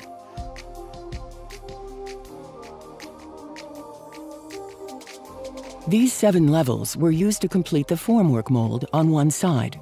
The exterior side was completed with standard formwork molds. They start building from the bottom up. The movable mold is in place. They close the mold on the other side and then pour limestone into it. They continue like this for the upper floors. They pour the last block and the ceiling. At the same time, the rest of the team can continue to fill on either side. While the limestone is drying, workers install copper notches. This explains yet again that it is limestone concrete and not cut stones. Structurally, these copper notches hold nothing. The Egyptians knew this very well.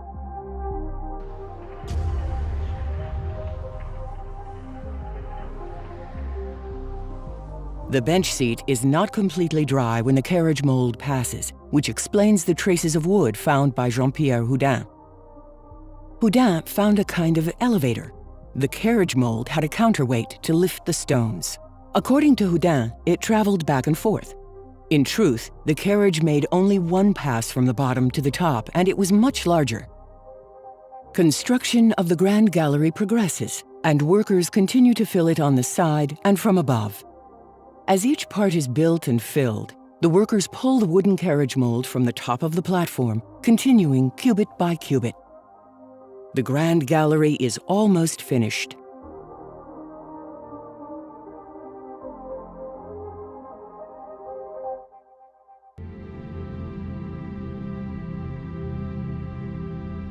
The dimensions of the king's chamber are 10 cubits by 20 cubits and 11.18 cubits high.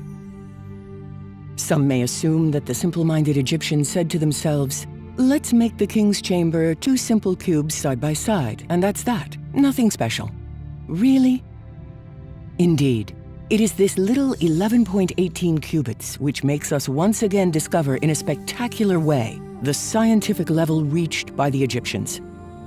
The 4 universal constants, pi, golden ratio, royal number, and meter, are merged in the most perfect and incredible way. If we connect the corners of the room with lines, we discover that the perimeter of the room is 31,416 meters, or pi in tenths of a meter. The sum of the 3 sides of this triangle is equal to 52.36 cubits, the royal constant. This triangle is the sacred triangle of Isis, 3, 4, 5. And now, forget the units of measure, the meter, the cubit, the inch, the yard, the mile, etc. The Egyptian idea is to express the number 100 by building the room with 100 stones. They selected 7 numbers used to obtain a total of 100 stones. They calculated their square roots. Then the golden ratio, phi squared, multiplied by the square root of 4, 5, 9, 16, 20, 21, 25. in order to show us 4,500 years later that these equations are correct. Using the results of these equations, they built the room in meters. This demonstrates that the king's chamber is built directly with the sacred standard, the universal, the centimeter. This is the scientific level of the Egyptians. Here is what we know, they tell us. They did not engrave the equations in hieroglyphs, but instead used mathematics to express their knowledge. Here, everything is made of unalterable granite, so that this message does not move by 1 millimeter over time. This message, this scientific feat, will envelop the soul of the leader of this great civilization, the leader named Khufu.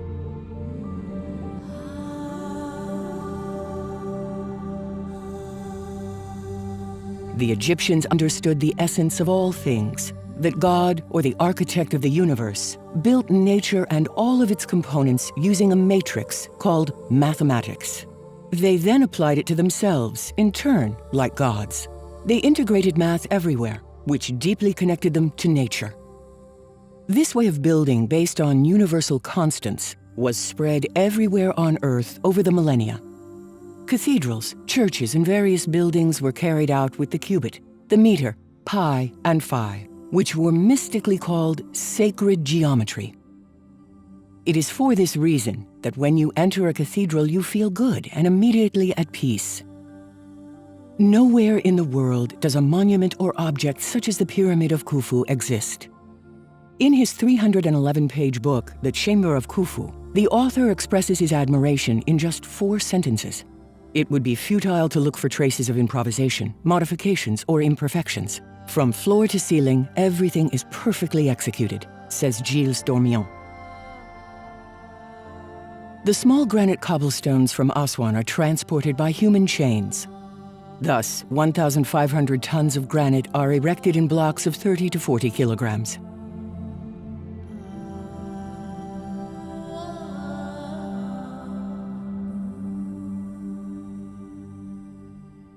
The sarcophagus is built first, then the tunnel openings, the north and south walls, and finally those of the west and the east. The sarcophagus is made with a sliding cover with 3 peg holes which, pushed to the bottom, release the nails and make the final closure. Khafre adopted the same solution for his sarcophagus.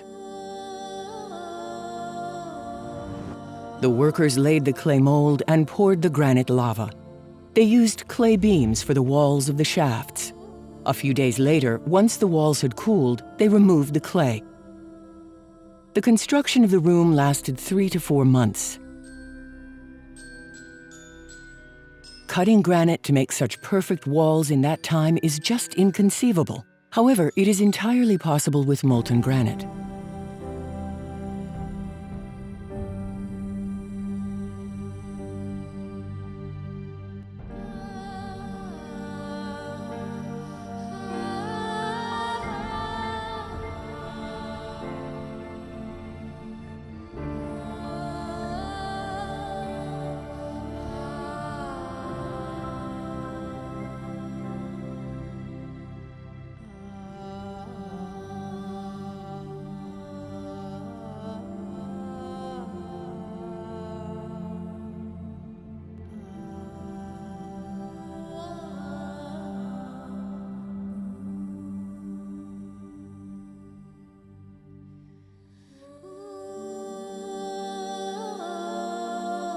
The walls of the king's chamber are finished.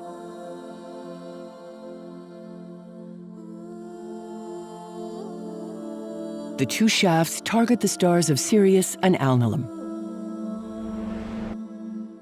The middle chamber shaft will point to Sirius at 39 degrees 49 minutes, December 4th at midnight, 0000 hours at 180 degrees. Alnilam is at the heart of the Orion constellation. The king's shaft will target Alnilam on November 11th, also at 0000 hours to 180 degrees. Note the breathtaking precision of the sky measurements, knowing that the stars move. If this is all chance, then all the science we know today belongs in the trash. The celestial hemisphere was cut in 360 degrees. the sky is in constant motion and never looks like the next era or the previous. To immortalize the era, the date of the reign and that of the king's death, the date of the construction of the pyramid and the memory of all who worked there, they used the sky configuration of that year. This gives us precisely the date of the construction of the Great Pyramid between 2560 and 2550 BC. 50 years later or earlier, the shafts would never be aligned again. This means that they had a thorough knowledge of astronomy. The Egyptians knew the hour and time. They had discovered the clock. The day was divided into 24 hours and the hour into 60 minutes. We call this a clepsydra, a very mysterious name which is nothing more than a clock, a water clock. Interestingly, clocks using water were used even in the 1800s. Another discovery with water. The vase was graduated in levels. Water flowed from a hole and indicated the time precisely. The workers continue to build and cover the southern shaft of the king's chamber. They fill around the king's chamber and the south shaft, then they continue with the anteroom and the harrows.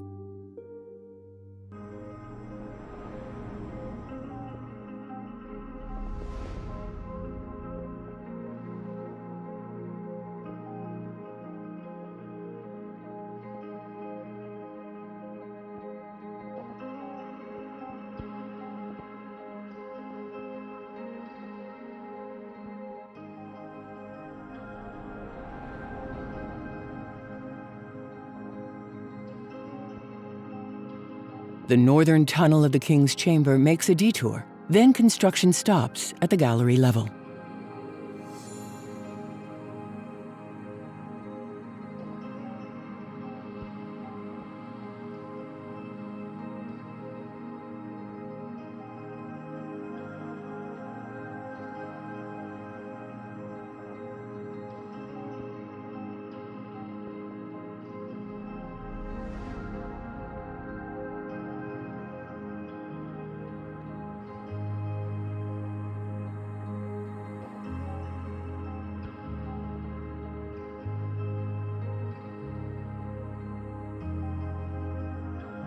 The ceiling beams are cast in turn.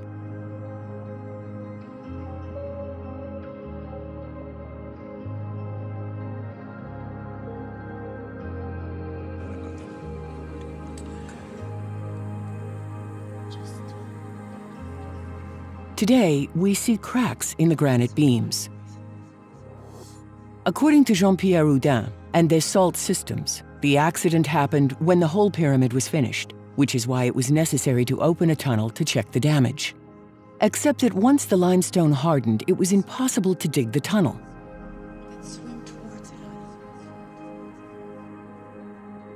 The beams were cracked because the granite had not cooled sufficiently, or perhaps due to improper handling of the mold during cooling.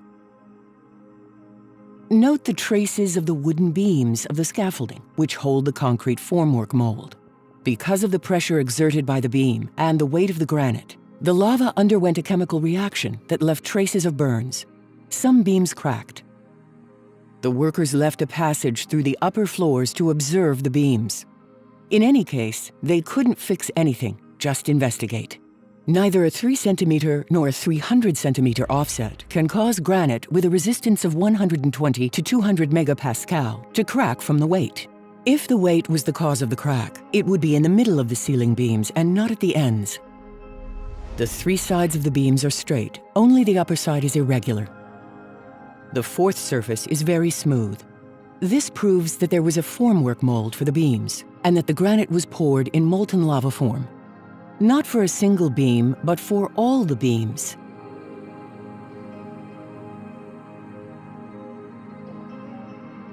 They move the material, the lenses and the granite to the upper floor.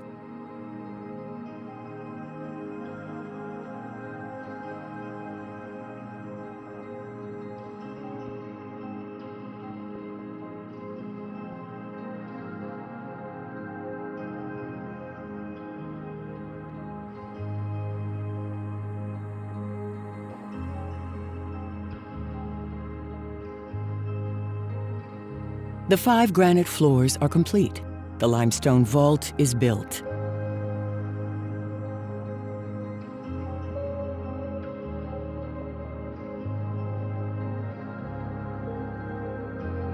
Egyptologists falsely call this architectural feature weight-relieving chambers.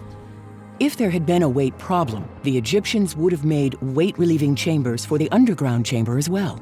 The public has no training in engineering and architecture, so some allow themselves to give baseless explanations. Can you see it? A worker writes the name of Khufu quickly. I see it. I can swim towards it. Sichnin accuses Howard Weiss of having falsified the writing of the name of Khufu, but he is the forger. Khufu's name is correctly written.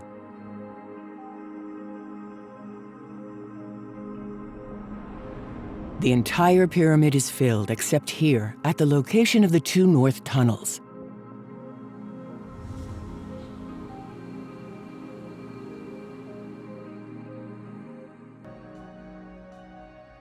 The Grand Gallery is hampering the construction of the northern shafts, and their routes are diverted a few meters. Once the precise height of 67 meters is reached, the exits of the tunnels of the middle chamber are aligned, and they build the tunnel from top to bottom. Once the tunnel has reached the other end, they fill it up to continue to the upper tunnel.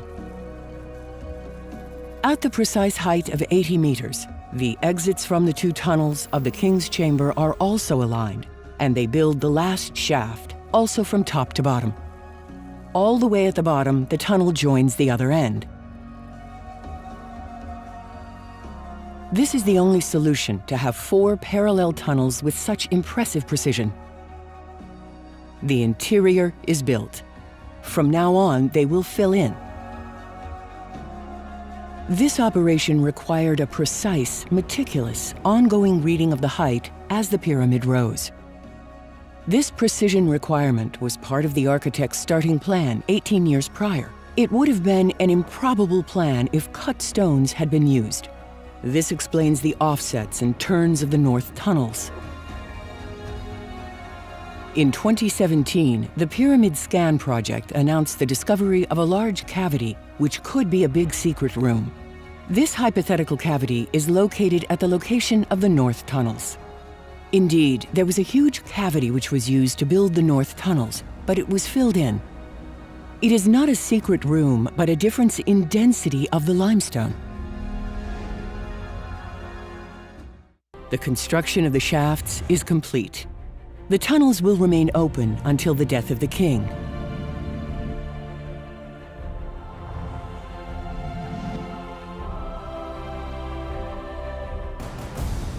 The pyramid continues to rise. They always pour the siding and then fill the inside. At this point, they have been using the same mold for 10 years. The Egyptians took good care of their tools. The passages close one by one as the pyramid rises.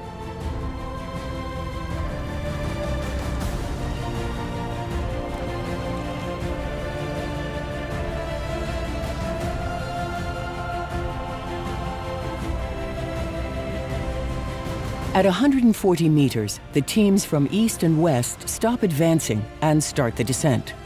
They pour the apothem facing stone on the way down.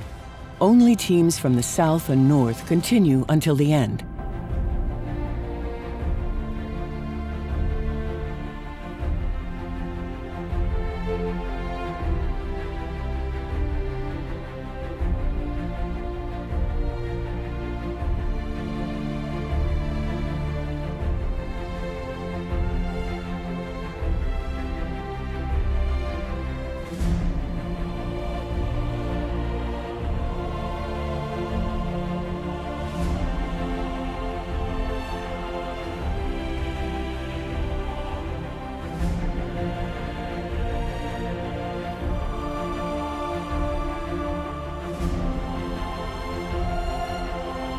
The architect Hemiunu and Khufu go up symbolically to unveil the Pyramidion.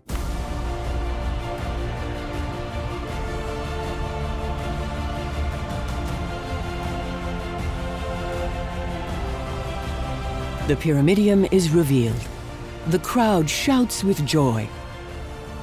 20 years of hard work for their king is coming to an end.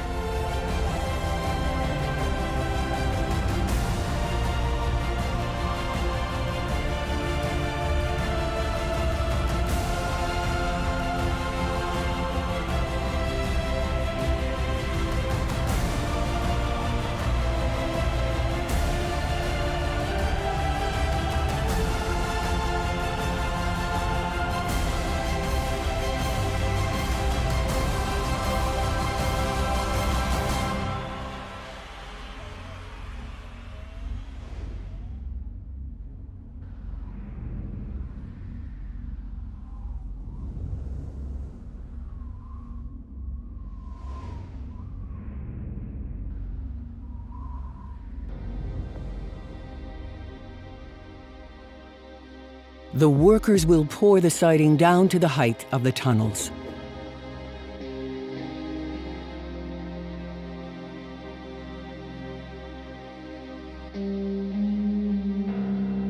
The construction of the pyramid stops there until the death of the king.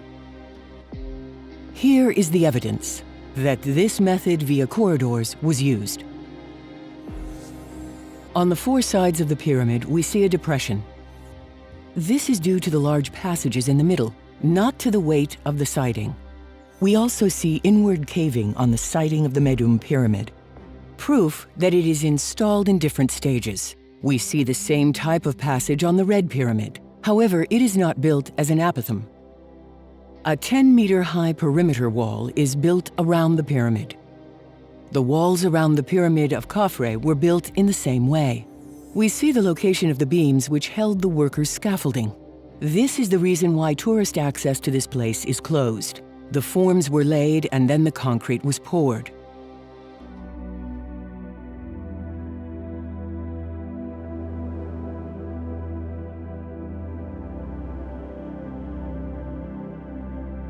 Ditches were dug and arranged all around to store the solar boats.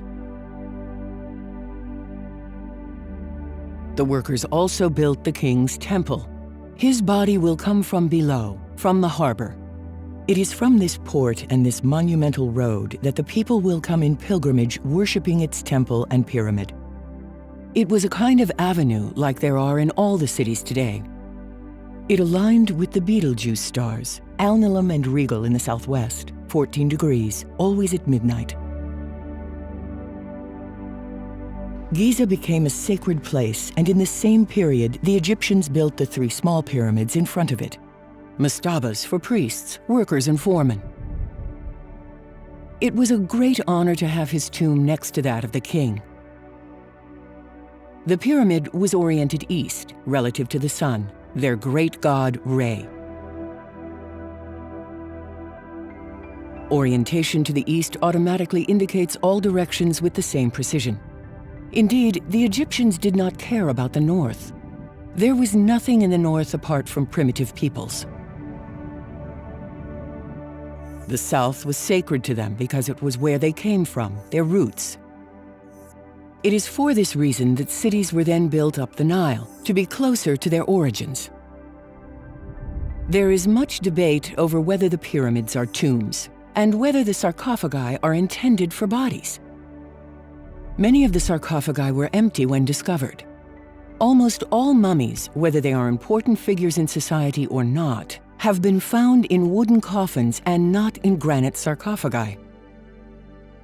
In Egypt, the most important god was the sun god Re. Logical, since there is no life without the sun. The Egyptians considered that each human had a small sun in him. Everyone had their own Re. They observed nature, life, death, and its cycle. The lifeless body is like an inert stone, and it decomposes and returns to nature. The soul, the Re, remained and traveled. This rule also applied to kings. The body returned to earth, the soul to heaven. Thus, the Egyptians saw in statues and temples the king's spirit, which traveled across time. The body was buried elsewhere. The spirit was immortalized in statues and pyramids. What do our loved ones leave us when they leave us? Some leave a house, others leave books, still others paintings or signatures visible in buildings. Khufu left for eternity a pyramid that brings together all knowledge, including that of the Egyptians. Soulless flesh is inert and must return to nature. Spirit and memory continue. The pyramid was a path for the king's soul to go to the heavens and the afterlife. The bigger the pyramid, the farther the king could go and find his deserved place. It is for this reason that the tunnels had to be perfectly aligned with the stars. It was not a whim of the king, but a belief. The meaning of this internal architecture is the Djed resurrection. Order, peace, Djed, and Nu shaped the human race and the universe. All the pyramids are built west of the Nile. Further proof of these Egyptian religious beliefs.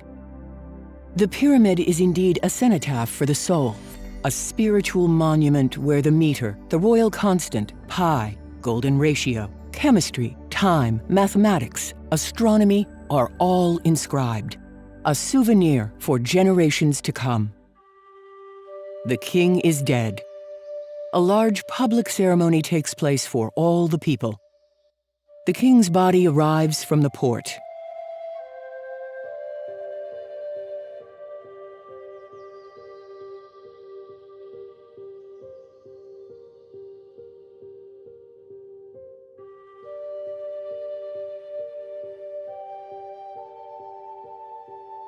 He is mummified in the temple.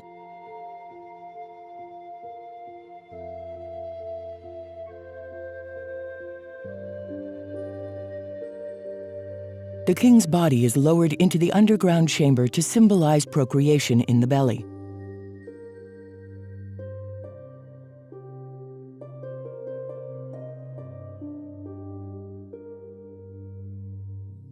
Then there's birth.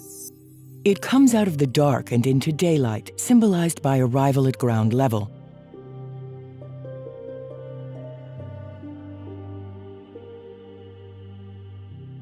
He grows up and becomes king. He reigned with justice and righteousness. He was led throughout his life by Sirius. The king begins to age. The large gallery symbolizes his work, the country he led during his lifetime. The return symbolizes old age and wisdom. It is the last path, a kind of Passion of Christ. A ceremony led by priests accompanies the rite. The priests pull the body using the ropes for its final ascent from the granite harrows. Granite, sacred symbolism. The king's remains arrive in his last home, where his soul will depart for eternity. The body will remain there until Ra arrives, July 14th. His body is placed in the sarcophagus, and his boat is buried in front of his pyramid. While waiting for Ra, in order to fight the darkness, the king's soul went out at night thanks to the shafts, so his soul could navigate the heavens.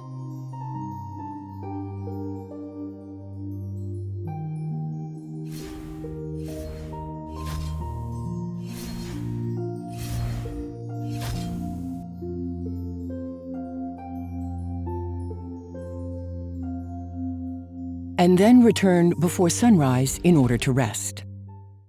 The underground chamber and the middle chamber are perfectly centered in the axis of the pyramid, except that of the king.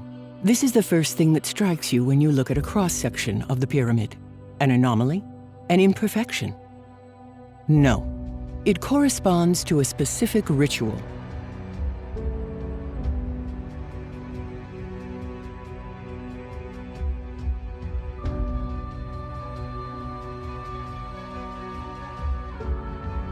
The position of the sun is exactly facing the king's sarcophagus.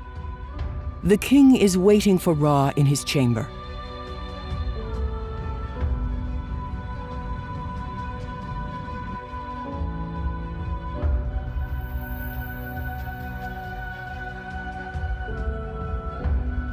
On July 14th, Ra comes to seek the soul of the king.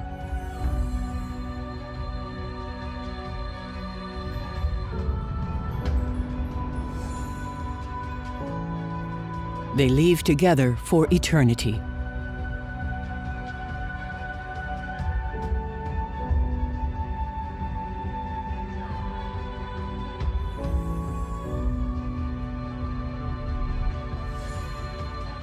The body is soulless. The remains will be buried in a secret place. The pyramid can now be closed.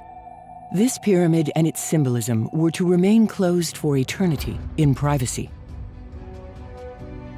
Leaving with the remains, the workers closed the room with granite blocks provided for this purpose.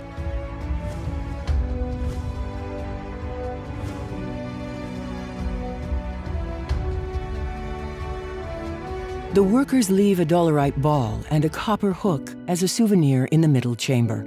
Then they plug the holes.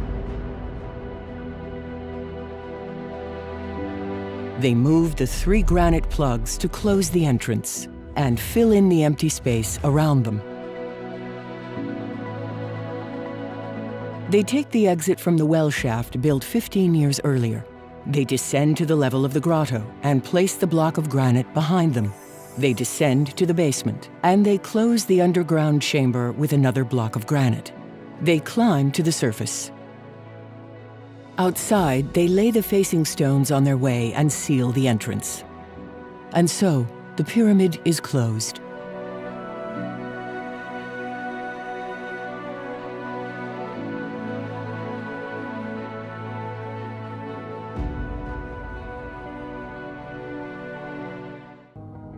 By blocking the entrances with granite stones, the Egyptians thought that the pyramid would be inviolable. They hadn't imagined that centuries later, man would discover iron, dynamite, and explosives.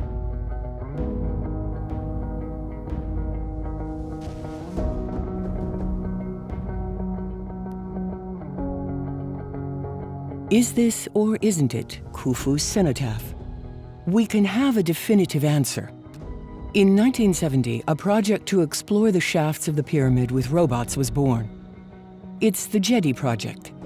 In the south shaft of the middle chamber, the robot discovered traces of drawing in red which date from the construction. Just take the samples of this paint and compare its chemical composition with that of the hieroglyphs found in the cavities of the king's chamber. It may be the same hand.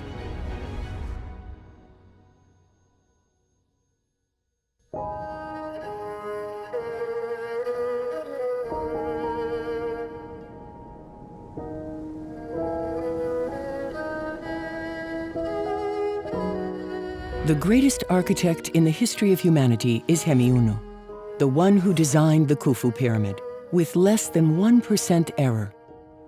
The pyramids are not aligned with the 3 stars in the middle of the constellation of Orion as argued by Boval. The Alnitak star falls 150 meters outside the Menkaure pyramid. 150 meters of error is huge and unlikely compared to the accuracy of the alignment of the pyramids to 1 centimeter. The 3 pyramids are aligned with the Betelgeuse stars, Alnilam and Rigel. The correlation is perfect. We see a form of egocentrism in Khafre, who wanted to outdo his father. He built his pyramid as large as that of his father. He positioned it so that it corresponds with the heart of the Orion, the star Alnilam, obliging his son Menkaure to line up with the Rigel. Khafre also built the main roadway in alignment with the night rising of Alnilam.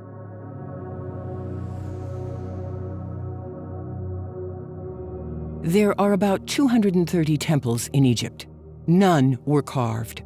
They were all poured with limestone concrete. When the concrete was still fresh, they could engrave scenes. For granite obelisks, a clay mold was prepared in advance with the hieroglyphs printed in negative. The granite lava was poured, and after cooling, the workers erected the obelisk. There is no trace of a chisel or shock on the obelisks to confirm that they have been chiseled. A trace of a chisel would still be visible even 5,000 years later. The obelisks are perfectly smooth. It is a sign that the granite has been cast in lava. The entire Sphinx was made of geopolymer concrete. For this, the workers dug to free up space. They poured a slab and placed a large pile of concrete over it, which they modeled by hand, and they decorated the Sphinx with cobblestones. We can distinguish its head, which bears marks of concrete. Over the centuries, the coating in cobblestones fell. The rain that poured down from the top in large quantities eroded furrows. But who is the Sphinx? Khafre or another king? A lion's head which would have been reworked to be transformed into Pharaoh's head? Whatever. The question is, what does the head of the Sphinx look like? With 3D face reconstruction software, here is the face of the Sphinx reconstructed correctly for the first time.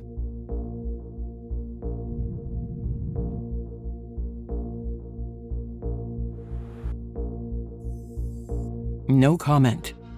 Since they were black, it makes sense to make a sculpture in their image. Like a painter who paints his god in his image, the Egyptians made the Sphinx to theirs. It is hard to imagine white Egyptians making a sculpture of their god or their king with a Negro profile. Yes, you heard the word Negro. It is unfair to show you a recipe without showing you the real chef of this monument. Look at all this sculpture. You'll notice one thing. They all have broken noses.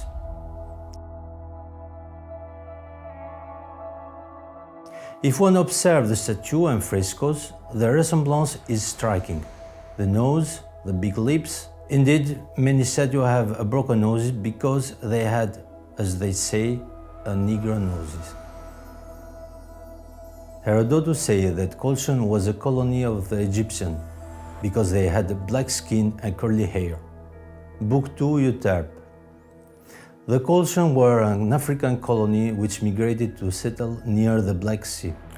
Aristotle also spoke of the Egyptians, describing them as excessively black. Those who are excessively black are cowards. They are the Egyptians and the Ethiopians. The Greek use 4 words to say black: dark brown. Keleinos, eremnos, aiton, and melas. Melas is the most complete physical black. It is the root of the word that forms the word melanin. Melas, melanin. Melanin is the pigment that colors the skin black to protect it from the sun. Aristotle will say precisely agan melanes to designate the Egyptian and the Ethiopians, which mean excessively black in Greek. Xerxes III, called Senusert in Egyptian, holds the record for the number of sculptures in his effigy, 12. Almost all of these sculptures have broken noses, but some escape the racial inquisition. The Senegalese Professor Diop asked the Caire Museum to take 3 samples measuring only 1 square millimeters from mummy of Ramses II, Seti I, and Thutmose III, exhibited at the Museum of Cairo. Once the sample would have been analyzed, they will have revealed the level of melanin. The higher the rate of melanin, the darker the skin. That I put at the disposal of the participants of the conference so that we can observe them under a microscope. And we can absolutely see the degree of melanin under the skin of ancient Egyptians. There is enough left despite the partial destruction of the epidermis. In the region between the dermis and the epidermis, there are enough inclusions of the melanocyte bases, areas where the melanin would have resided, to reveal a level of melanin via these inclusions, absolutely absent in leucoderma races. And last year, I wanted to apply this study to the royal mummy of Ramses II, Seti I, and Thutmose III. For 1 year, I have been writing to the curator of the Cairo Museum because I don't need more than a square millimeter. 1 square millimeter of skin, but not always in the same region. And I regret I did not obtain these samples. So you see, it is a very easy, accessible study that can be done. Here are the blades. These are the preparations. Just put them under the lens of the microscope to see the melanin level. So based on my own investigations, here they are, until further investigation. The museum has still not responded for 35 years. The Egyptians were called Kemits, and Egypt was called Kemet, the land of the black. No, it is not the black color of the Nile silt, which is mentioned as some archaeologists claim, but the color of the skin of the people living there. When we speak of white country, we are not referring to the color of the snow in the Alps. Let's end the rumors of whether or not Howard Carter falsified the golden mask of Tutankhamun and reproduced false relic. Observe the mask of Tutankhamun and the face of this African girl. I can see Carter, the European, falsifying the African steel mask.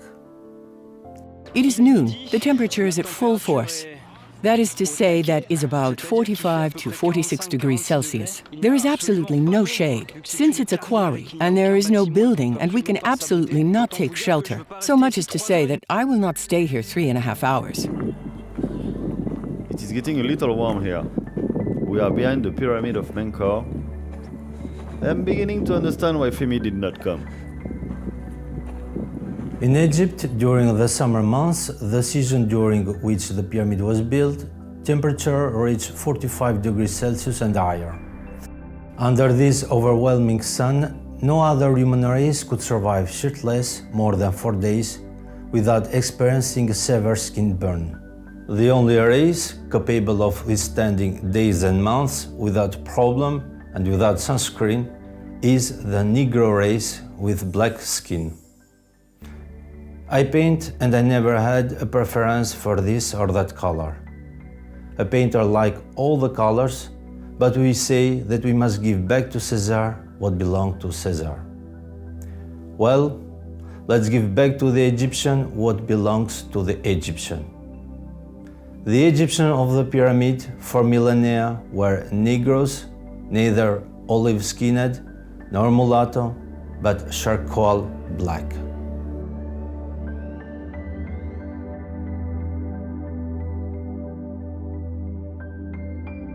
The Egyptians memorialized and imprinted their negritude in granite and quartz for eternity. What must we do? Destroy them to erase this era of humanity? Hide them? Speak out? Say nothing? Ask yourself these questions. For better or for worse, this story does not end there. It can cross anyone's mind to draw this shape. Nothing exceptional. On the planet, the probability that there are two civilizations which know how to make concrete in its chemical complexity, to smelt copper, and to attach them symbolically with the same shape is unimaginable. Yet thousands of kilometers separate them and the ocean. An investigative detective will tell you it was the same person, the same hand that made them. The mystery is solved until proven otherwise. Technically, these staples do not connect anything and do not strengthen the stones at all. The Egyptians knew it. It is a religious element. Egyptians spread it everywhere on Earth. In at least 2590 BC, Hedda, a court scientist, saluting these companions who were going towards Lebanon to look for oak wood, noted that the boats disappeared after a few minutes, diving below the horizon. However, the distance is not great. The human eye looks much further. He realized the extraordinary. The Earth is round. Expeditions were prepared. The Egyptians then left to explore the Earth. They knew that they cannot get lost. Since the Earth is round, they can always return to the starting point. The Egyptians knew navigation systems and infallibly mastered orientation. They had tools for universal measurements of distance and time, the stopwatch. The boats were fast and efficient. They were equipped to go discover the world. At the time of Herodotus, circumnavigating Africa by boat had become a promenade. When he stopped digging the canal which joined the waters of the Nile to the Arabian Gulf, Necho sent the Phoenicians on ships with orders to return through the columns of Hercules into the Septentrional Sea and back from this way in Egypt.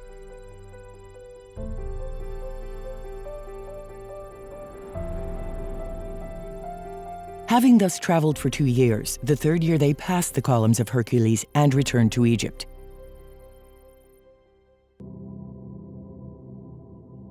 Thousands of Egyptians traveled to America, now Guatemala, for the first time between 2000 and 3000 years BC. But not only the Egyptians, many other Africans accompanied them. Imagine, you are Mayans and you want to build a building to commemorate the dead or the gods. You observe and copy nature. You make graves in a circle, square, and all kinds of shapes. the last shape that comes to mind is that of a pyramid, and even less with tunnels passing underneath as in Egypt. Recent analyses of Egyptian mummies have revealed traces of cocaine. The coca grows only in America. In addition, you must imagine them observing and measuring the equinoxes and solstices to align the pyramids. The Egyptian calendar started on July 14th, plus 5 days of celebration. That of Mayans also started on July 14th, plus 5 days of celebration. Then find the chemical formula for making concrete. By comparing the buildings of America and those of Egypt, the resemblance is striking, like 2 drops of water. Stronger evidence? What if we measured the pyramids of Central America? Before watching this film, the discovery of the standard of universal measurement, the meter, was a secret. It was complicated and abstract to find this universal standard. Now you know how the meter was invented by the Egyptians. And now the ultimate. The Egyptians who arrived here on the other side of the world built a pyramid with the meter and pi. The base of the Pyramid of the Sun measures 220 meters. Converted into units of inches, feet, or from yard, it becomes difficult for workers.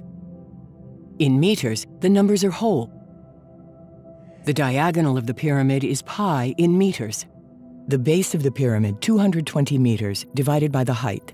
That is to say, 70 meters. The result is pi, 3.1428. Compared with Khufu, pi, 3.1429. The error is 0.0001%. The layout of the other pyramids is also in integers, in meters. The geometry of the Tikal pyramid is exactly that of Khufu. In 1983, archaeologist Garth Norman discovered that the Egyptian royal cubit was used by the builders in the edifices of Central America.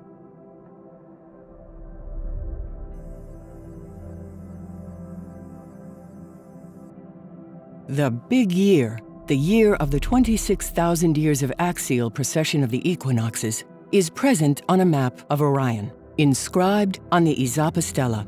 The idea that a pre-Mayan people, or that the Mayans found and developed alone, isolated from the rest of the world, meter, pi, royal cubit, geopolymer concrete, and solar energy to melt the stone, is totally excluded.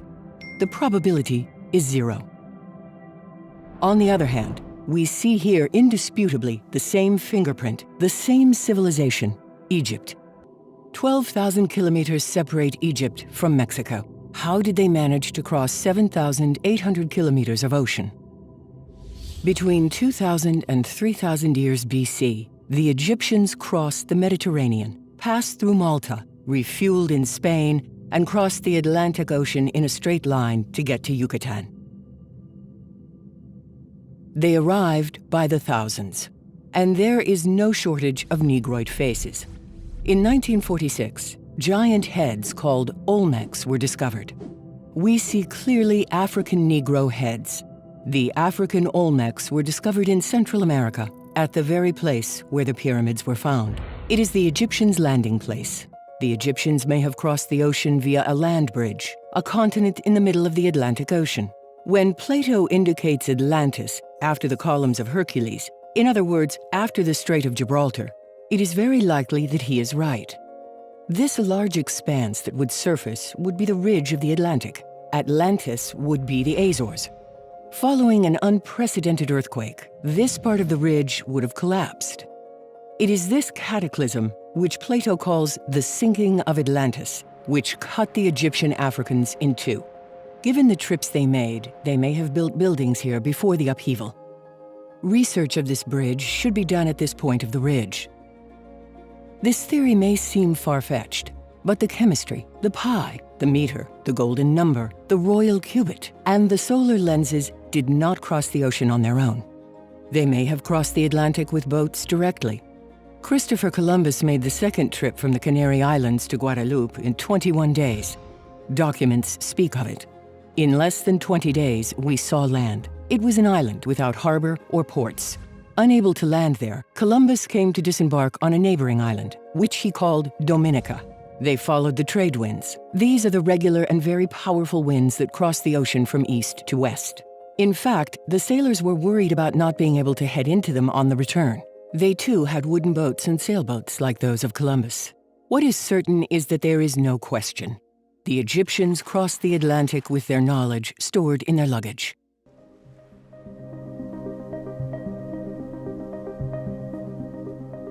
Hé, Max! Tu te souviens comment on a commencé? Tu m'étonnes. On a mis des années. Pendant 1 an, dans le grenier de la maison, on s'est construit une pirogue.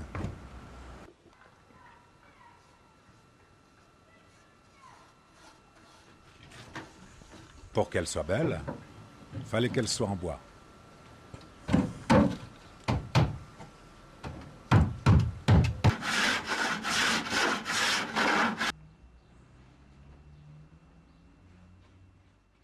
Et voilà le travail.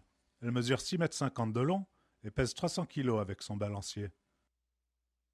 Pour tester notre yacht, on ira à Lanzarote aux îles Canaries. Et après, on se tapera 6500 km d'Atlantique sans aucun instrument. On visera l'île de la Désirade à la Guadeloupe. C'est une île minuscule, elle ne fait que 10 km de long. Les étoiles, ça fait très longtemps qu'on les regarde.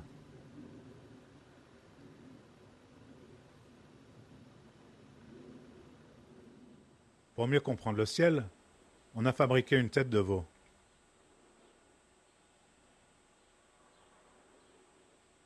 Normalement, c'est ça le ciel qu'on verra, si on est à la bonne latitude. Et ça, c'est la croix du Sud.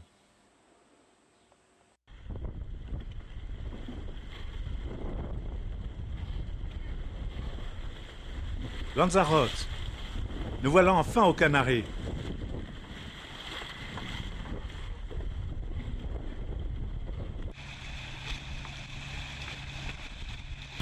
Ça y est, on est parti. On n'a pas de boussole à bord et pas de montre. Pas de lock et pas de sextant. Il n'y a pas de radioémetteur ni de transistor, ça pourrait nous donner l'heure. On n'a aucune carte et pas un bouquin, même pas un guide des étoiles. Et notre réchaud, on l'a laissé aux Canaries. On mangera froid.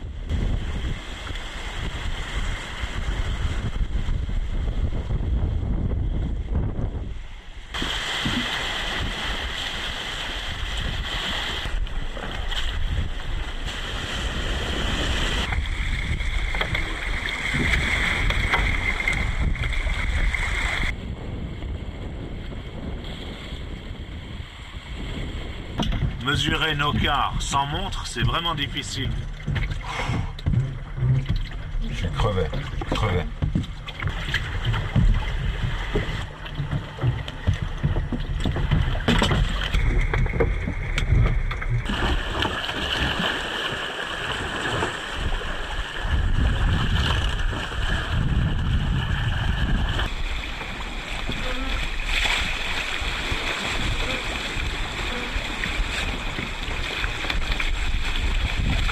Et on pense faire du sud-ouest jusqu'à pendant une dizaine de jours.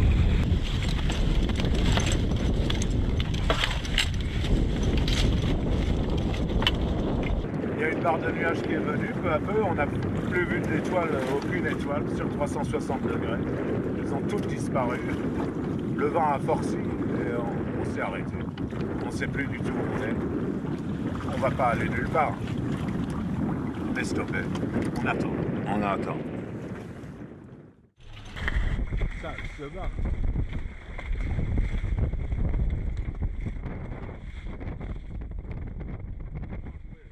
La beauté! Yeah! On va bien manger! Je vais filmer dehors hein, maintenant, c'est trop beau.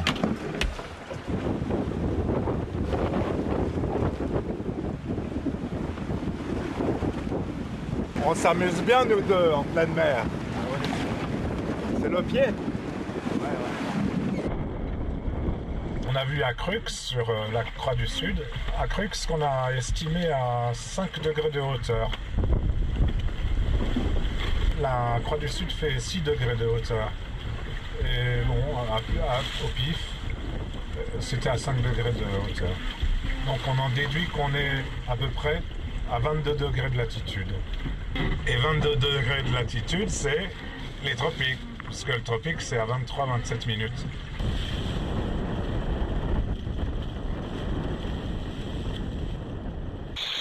On n'est pas prêt parce qu'on a passé une nuit de chien avec assez peu de visibilité. Et on n'a jamais vu la Croix du Sud. Au sud, il y a trop peu d'étoiles. On a beaucoup de mal. Et puis surtout, on a du mal à dormir.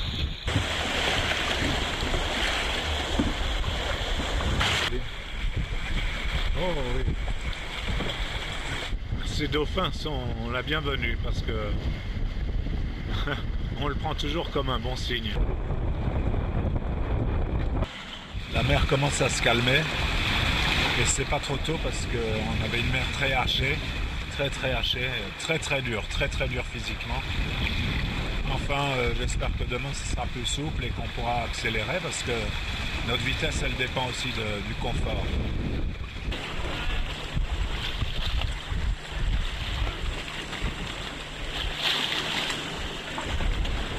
Et on est content. On est content parce que on vient d'attaquer la deuxième partie du parcours. Voilà, ça fait 16 jours. Et il commence à faire bon. Hein, grand? Ah ouais. C'est la deuxième journée, on peut se foutre en short. C'est top. Super. On n'avance pas parce qu'on met pas de toile. On avance à 4-5 nœuds au lieu de filer à 8 nœuds.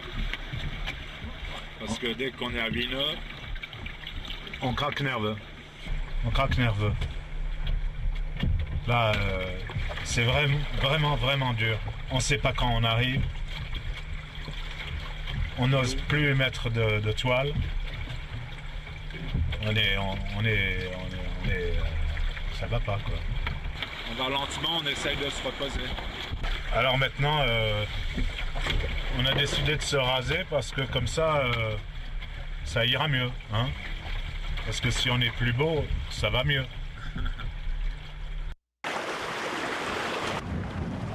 Ah, on est en train de disjoncter totalement.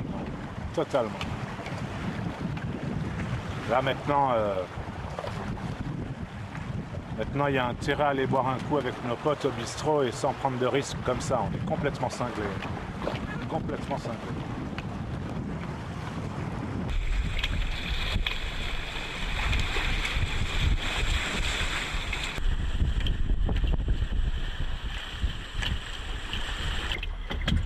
Qu'est-ce qu'on va faire demain?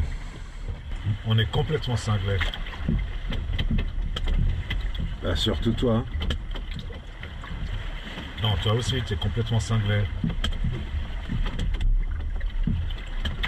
Qu'est-ce qui nous pousse à faire des trucs comme ça? On est complètement cinglé.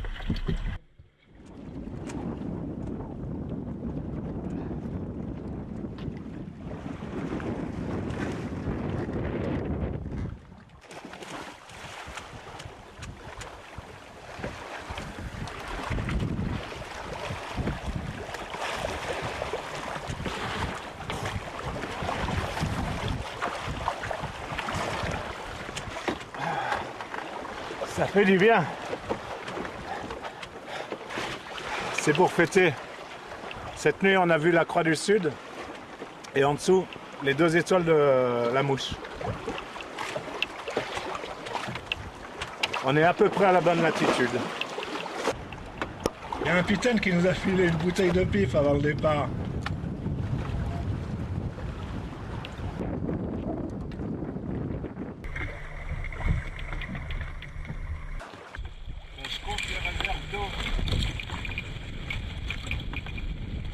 Il fait tellement chaud, il faut se méfier de notre consommation d'eau. Alors on recompte pour voir si on ne dépasse pas le quota. Un oiseau différent.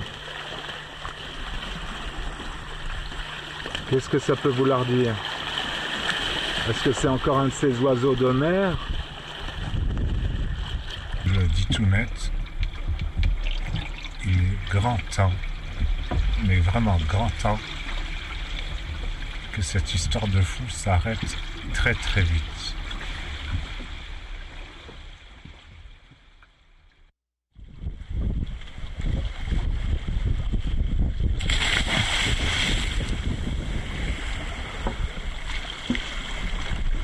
Il y a une île, il y a une île! Regarde! Regarde là-bas! Je vois rien. Mais si, c'est pas un nuage. On n'a rien cassé, c'est super. Et alors quelle île c'est? Quelle île? En tout cas, moi... C'est la Désirade. On est arrivé avec une précision parfaite.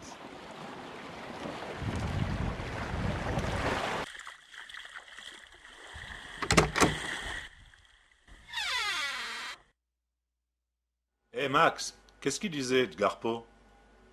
Il disait ceux qui rêvent le jour auront toujours un avantage sur ceux qui ne rêvent que la nuit. These mysterious people called Olmec are Afro-Egyptians. The Olmec heads are also made of concrete. What impressed me was the Ethiopian type it represents. I reflected upon it, and indubitably there had been blacks in this country, and it had been during the earliest ages of the world. Once settled, they developed a writing similar in shape and meaning to Egyptian hieroglyphics. Far from Africa, the Egyptians invented a new variation of writing resembling their hieroglyphics. They continued to develop their beliefs and knowledge, thanks to the memories of their distant ancestors. On Stela 5 of Izapa, the Tree of Life, we see the 3 pyramids of Giza with the temples in front, the waves symbolizing the trip to America, and the roots of the tree, their descendants. And finally, the great apocalyptic wave. Here are details of the stelas E and D of Quirigua. The 2 figures have the same posture holding the scepter, and all 3 have the same type of beard as that of Tutankhamun. The Native Americans had no beards, not to mention broken noses. On the architecture side in America, as in Egypt, the workers applied the same construction method of pyramids and temples. All life was organized around them. The limestone was burned to make lime and mortar. With this mortar, they built all the pyramids of Central America.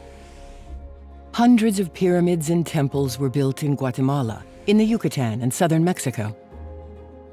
All were built by Afro-Egyptians, made of concrete volcanic ash mixed with lime. They were all aligned with Sirius, the stars of the constellation Orion. Later, they moved to Teotihuacan and Tula. Here, it wasn't whole concrete blocks like in Egypt, but natural volcanic stone mixed with concrete. The construction method is the same for Khufu Pyramid via corridors. Of course, the city of Tula and Teotihuacan were built with the Egyptian meter as a unit of measure. The Egyptians aligned the city of Teotihuacan with, now you know it. The city was aligned at 14 degrees 7, not with the north, but with the southwest, with Betelgeuse, Alnilam and Rigel, passing through the hemisphere's axis on November 20th at midnight, around at least 2200 BC. This alignment is observed during these years, give or take 50 years. This tells us the date of construction of the city of Teotihuacan. Here they turned around. These buildings were not built by the Mayans. Centuries later, the Mayans and Incas arranged their lives around these cities following the departure of the Africans.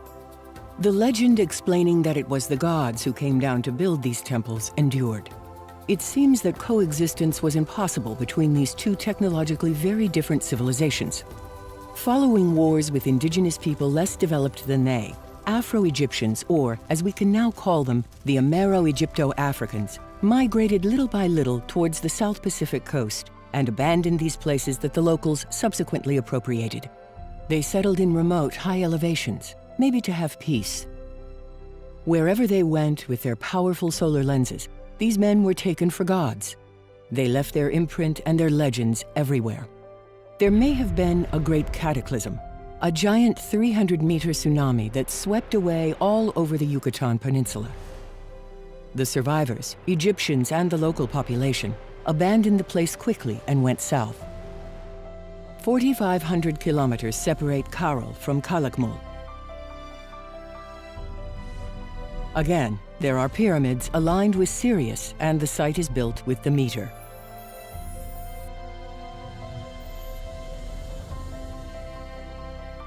The journey continues towards Machu Picchu. The Machu Picchu buildings fascinate everyone. The whole site was built in poured andesite and granite, melted into lava thanks to the solar lens. We had to measure to see if we could find the Egyptian royal cubit. Not one stone from the magnificent walls of the sites of Ollantaytambo, Pisac, Cuzco, or Sacsayhuaman were cut. These sites were built by Afro-Egyptians with the solar lens. After their departure, the Incas continued to maintain them, but with a rudimentary technique. The technological gap is obvious. The Temple of the Sun, Coricancha, a masterpiece, is also made of molten volcanic andesite stone. There too, a surprise awaits.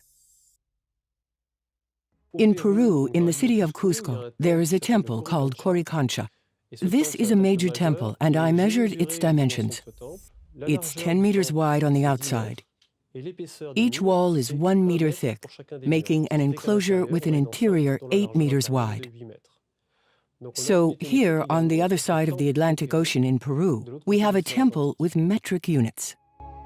Here is how the Egyptians reasoned. Pi is divided by the first 10 whole numbers. They use the whole number 7. Pi divided by 7 equals 44.8 to make these niches. This is the basis of the niche. On this basis, they establish the golden rectangle. The base is divided by 7. They subtracted this result from the measurement of the top of the niche. Here is the shape of the niche, which is created, all in centimeters. The margin of error is plus or minus 2 millimeters. Quentin Laplate measures.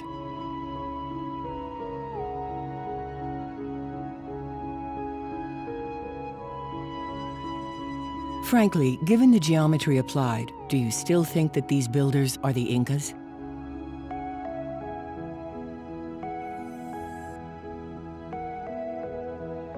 By chance, on the way, they came across a cave with sacred dimensions.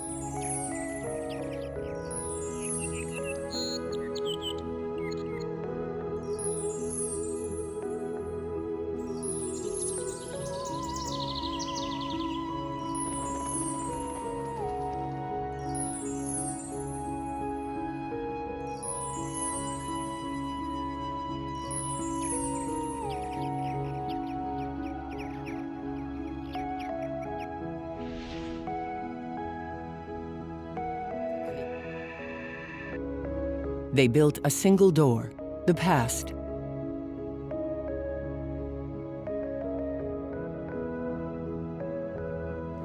On the stones, one can see the imprint of an external object that was placed on the stone when it was poured.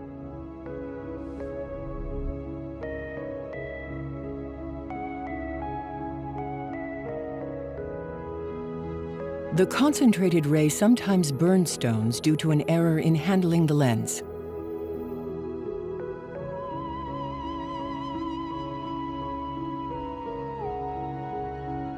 The Afro-Egyptians descended more and more towards the south. Their migration continued towards the Titicaca region. The same technique was used in Tiwanaku, the Sun Gates, and the Temple of Kalasasaya. Andesite melted into lava, then poured into molds. The theory supported by some researchers explaining that the stones were melted, then vitrified by a solar plasma is false, since the surroundings were not affected. In 2018, Joseph Davidovits published the chemical analyses of the stones of the Gate of the Sun, Tiwanaku, and Pumapunku. To the following conclusion. The thin section of a sample taken from a Pumapunku red sandstone monument shows grain boundaries made of a thick fluidal ferrosilate matrix. To our knowledge, this feature is very unusual in sandstone formed geologically. It is a unicum and supports the idea of artificial sandstone geopolymer concrete. We have blocks, concrete blocks, there. 1,400 years old sandstone geopolymer concrete. But in addition, we have smaller elements that are lying there, which have puzzling structures. And they are made of andesitic rock, volcanic rock. And they are really puzzling. They have a Mohs hardness between 6 and 7, that is like quartz. And they did not have any tools. And this is generating crazy news about the fact humans were not capable of doing this. Only the aliens or the super civilizations were the builders of this site. When you go to Peru, when you go to Bolivia and ask touristic guides, this is what they are telling you. How were such perfect cuts made with simple stone tool, with a material that is so hard?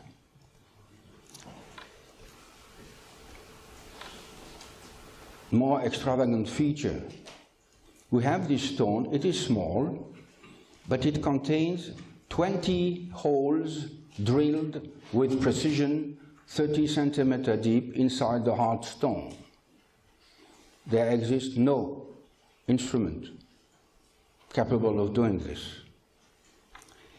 Our scientific investigation was carried out with a thin section, scanning electron microscopy, and for scanning electron microscopy we were surprised to find features like these ones,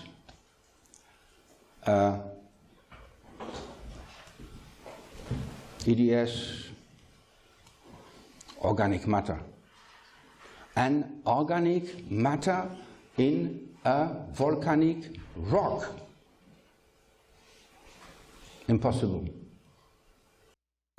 The components are linked together by ferrous molecules. This means that stones contain molten iron at a high temperature, 1,500 degrees Celsius. The Egyptians melted the volcanic andesite stone with solar lenses and then poured the lava into molds. These stones were cast in a single mold. There are volcanoes everywhere in this area. The stones of the volcanoes were used as raw material. There are traces of molten stone everywhere. These strange, perfectly identical H-shaped stones that fascinate tourists have been measured. They are also made of molten andesite thanks to the solar lens. Patrice Pouillard measures the stones.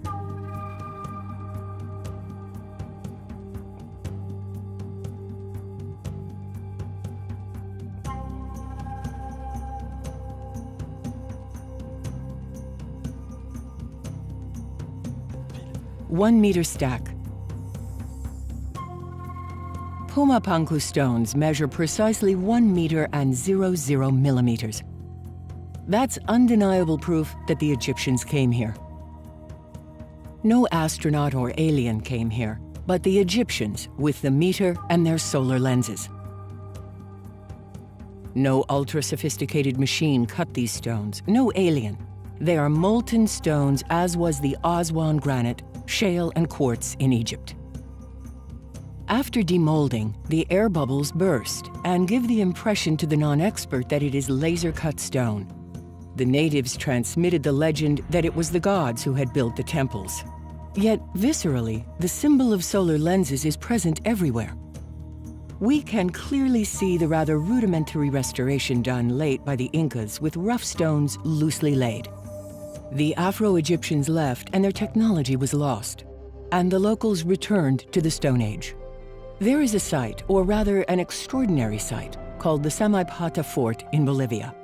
Here, they melted red sandstone rock to achieve a wide variety of shapes, animals, niches, and canals. They went up towards Nazca. You will arrive on a plain where you will see gigantic animals drawn on the ground, the largest drawings on Earth. This is where one finds the path to cross to the large body of water. Down there, you follow the two parallel lines. At the time, sea level was about 100 to 150 meters lower than today. Hundreds of islands were therefore exposed. Here is the landscape as it was a few thousand years ago. Afro-Egyptians must have been fewer than 1,000 or 2,000. They made the decision to leave the continent to go to these islands. From the Nazca coast, they crossed 80 to 100 kilometers and reached the first island. Then they traveled from island to arrive at Easter Island.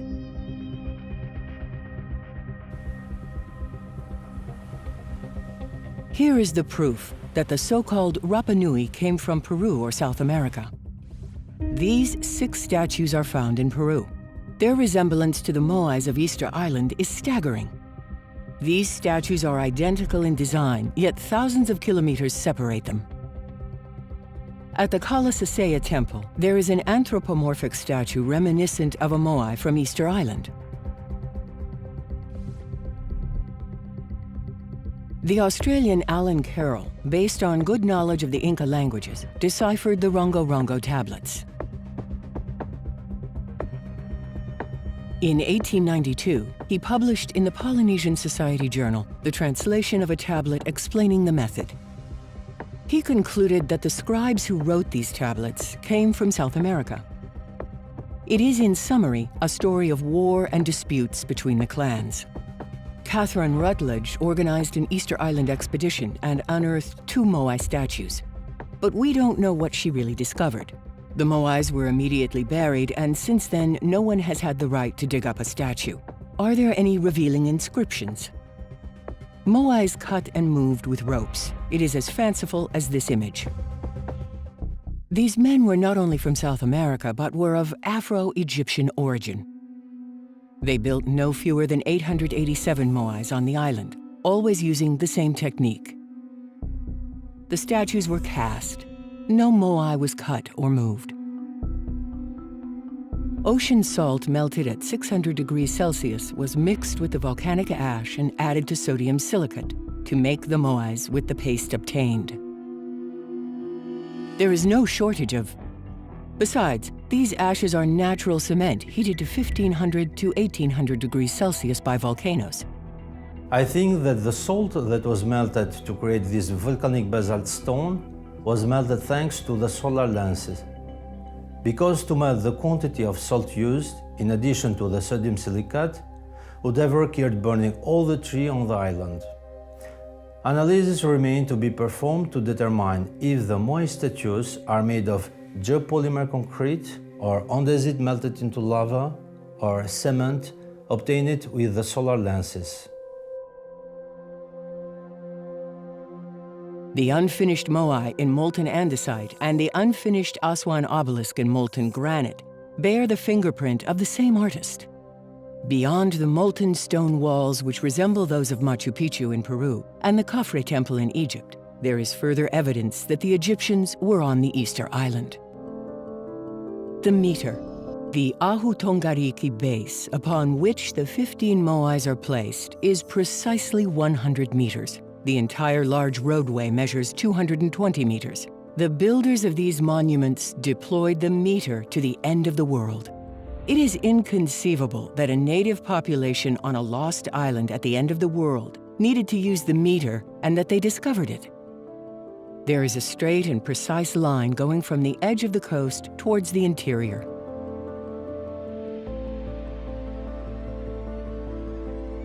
This line is pi, 3.14 kilometers. Garth Norman found the Babylonian cubit on a Moai sculpture. Perhaps we will also find the royal cubit by taking other measurements.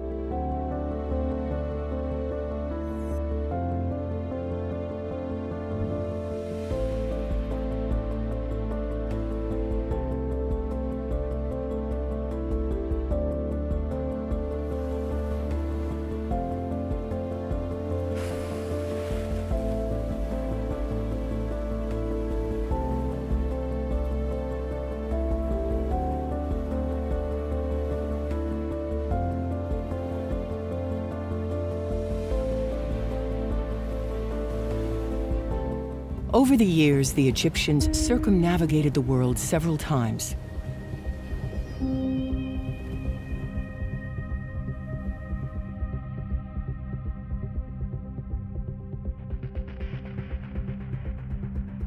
Sometimes accidents occur. No, you're not dreaming. Their boats ran aground in Gosford, Australia. The 500 hieroglyphs found there are referenced. There is no error. The grammar is perfect. The Gosford hieroglyphs, as analyzed and explained by Egyptologist Mohammed Ibrahim and guide Yosef Ayan, are from ancient Egypt. Some hieroglyphs were unknown and undocumented until 2012. So now, I think an important question would be, do you think that the Gosford glyphs represent Egyptian hieroglyphs? Yes, definitely. From the first sight, from the first look, I feel it. And you must know that when we made our researches, me and Yusuf, we made it separately in the beginning. He did it by himself, and then me too. And then when we met, we found that both of us reached the same result without contacting each other for more than 2 weeks. So yes, definitely, it is ancient Egyptian writings. No doubt about it. These are ancient Egyptian writings. The names of Khufu, his father Sneferu, and his son Jedefre appear in these hieroglyphs. Colin Hayter, independent researcher, does the translation. Sneferu came to Australia twice. Been protected, the ruler of Egypt, still alive, still dead but still is, Khufu. Her father Sneferu, child of Ra. So he too was a child of God, child of Ra, ruler of Egypt. Importantly here we've got round, that Sneferu, a child of Ra, came around to this place 2 times, as in the Westcar Papyrus, of course, telling the same thing. Sneferu came to Australia 2 times.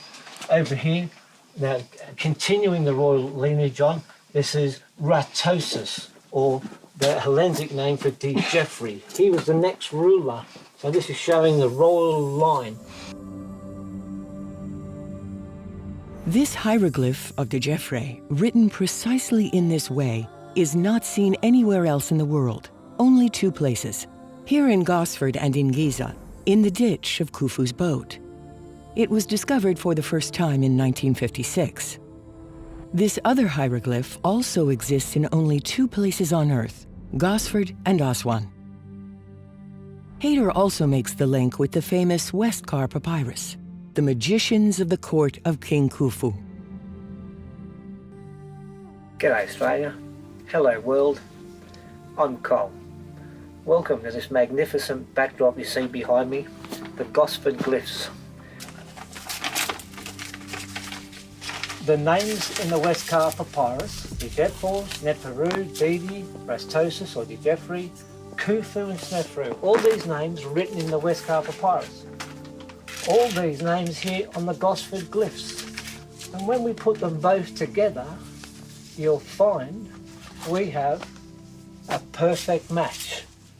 The 1, 2, 3, 4, 5, 6 names and an address in the Westcar Papyrus, here they are at the Gosford glyphs. This is the story of the sailor Najed Sobed, who survived an accident where 2 boats capsized. Many of the crew members lost their lives there. But what is the official statement from Egyptologists? Do these hieroglyphs date from the time of ancient Egypt or from the 20th century? Did an expert of Egyptian hieroglyphs have fun in Australia inventing a story? Are they authentic or are they fake? No official statement has been made on this subject, neither to approve it nor to reject it.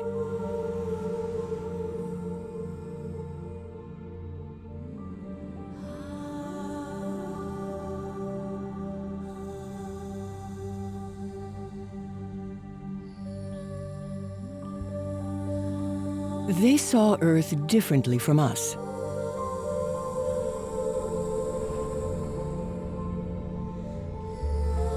In this drawing of the first Naqada dynasty, a map of the Earth is shown.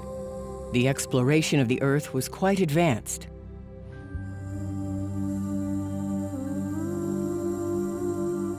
The exploration of the planet also took place on the other side.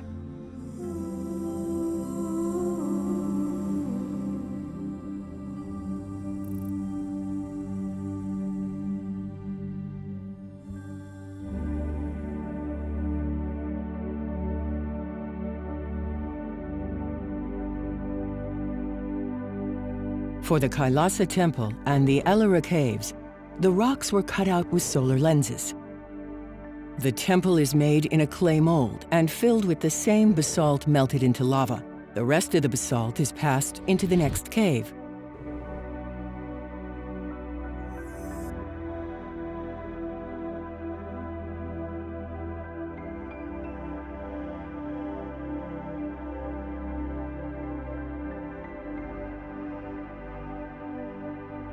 Here is one of the largest antique statues in the world in white granite, 1,000 tons.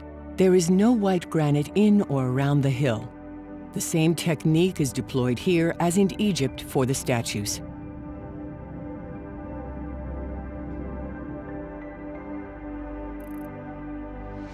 The extraordinary Sigiriya.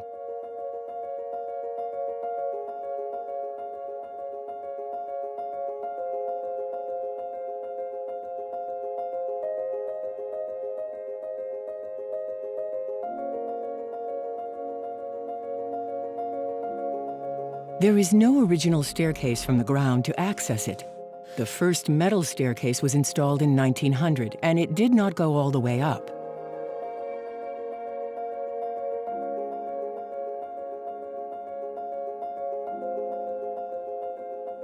How did workers get there? And how were they able to transport the material and food?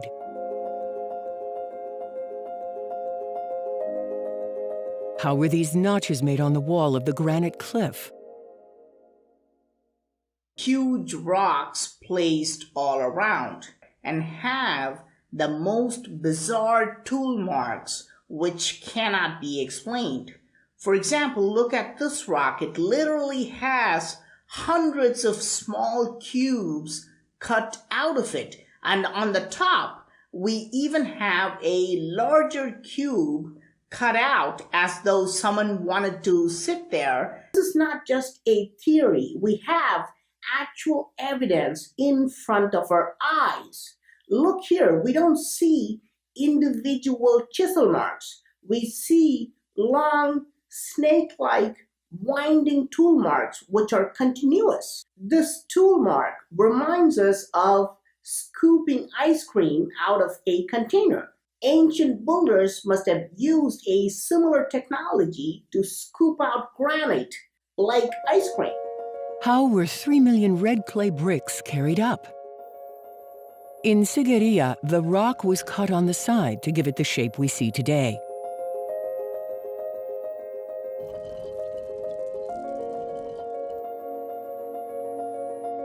At the top of the rock, there was a step pyramid built with red sandstone bricks. A granite swimming pool was built with a throne to contemplate the unique landscape.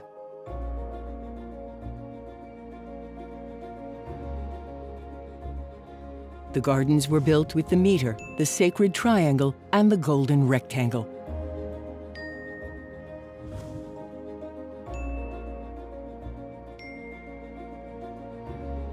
The entire site is oriented in the same way as in Tikal.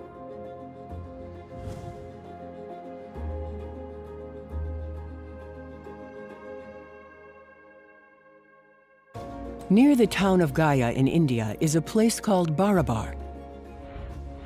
Egyptians built the incredible granite caves here. This is how the famous Barabar caves were made. A clay mold is prepared on site. The layout is made precisely to the millimeter on the outside. Once the mold is completed, they pour the granite in lava form with the solar lenses arranged above. The granite cools and hardens.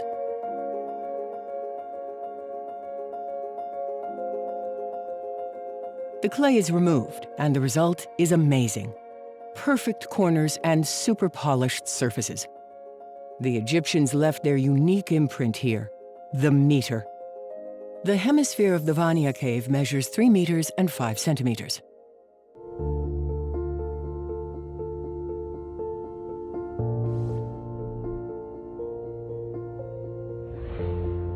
The temples of Angkor Wat are built with the meter and aligned with the equinox.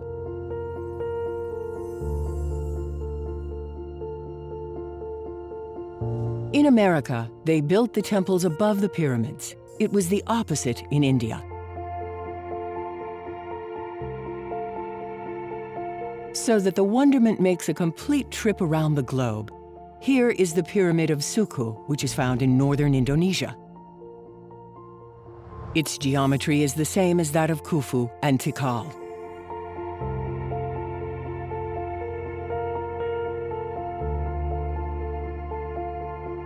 Snefru, a child of Ra, came around to this place 2 times.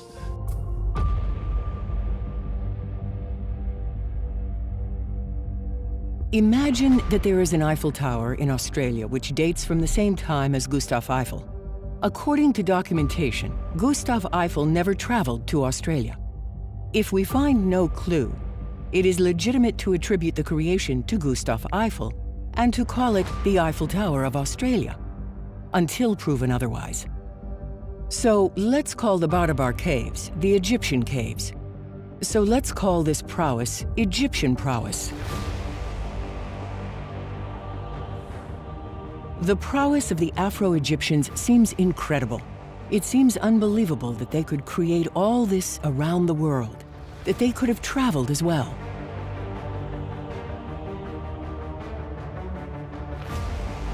One recognizes without hesitation their indisputable authorship, their clear, certain signature in all of their achievements, the meter. The meter, but also the sophisticated techniques for melting granite, making concrete, use of sacred geometry and the constants pi, phi, and the royal cubit. The Egyptians didn't disappear. Faced with the deterioration of the climatic conditions in Egypt, they migrated massively with their knowledge to India, where hundreds of temples were born. It would seem that the works were carried out in collaboration with the local population, given the scale of construction in Asia. In any case, the supervision and architectural design is Egyptian. The Egyptians did everything to keep their knowledge secret. The local population was not to know. Our history is written from the narrative of someone who copied from someone else's narrative and so on, which leave much to be desired about the truth of things. However, the Egyptians did not leave writings, but left their digital signature everywhere in the world. They are building with the matter. It is their genetic code.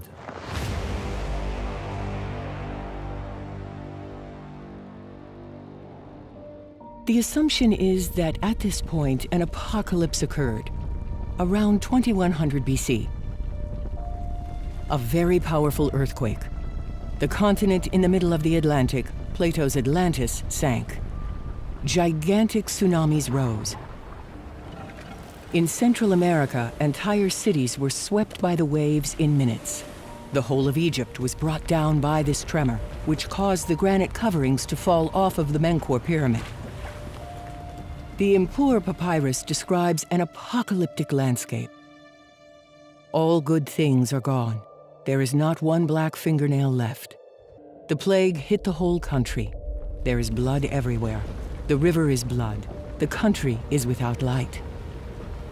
All over Earth, the remains collapsed, except the most massive. The whole planet was shaken.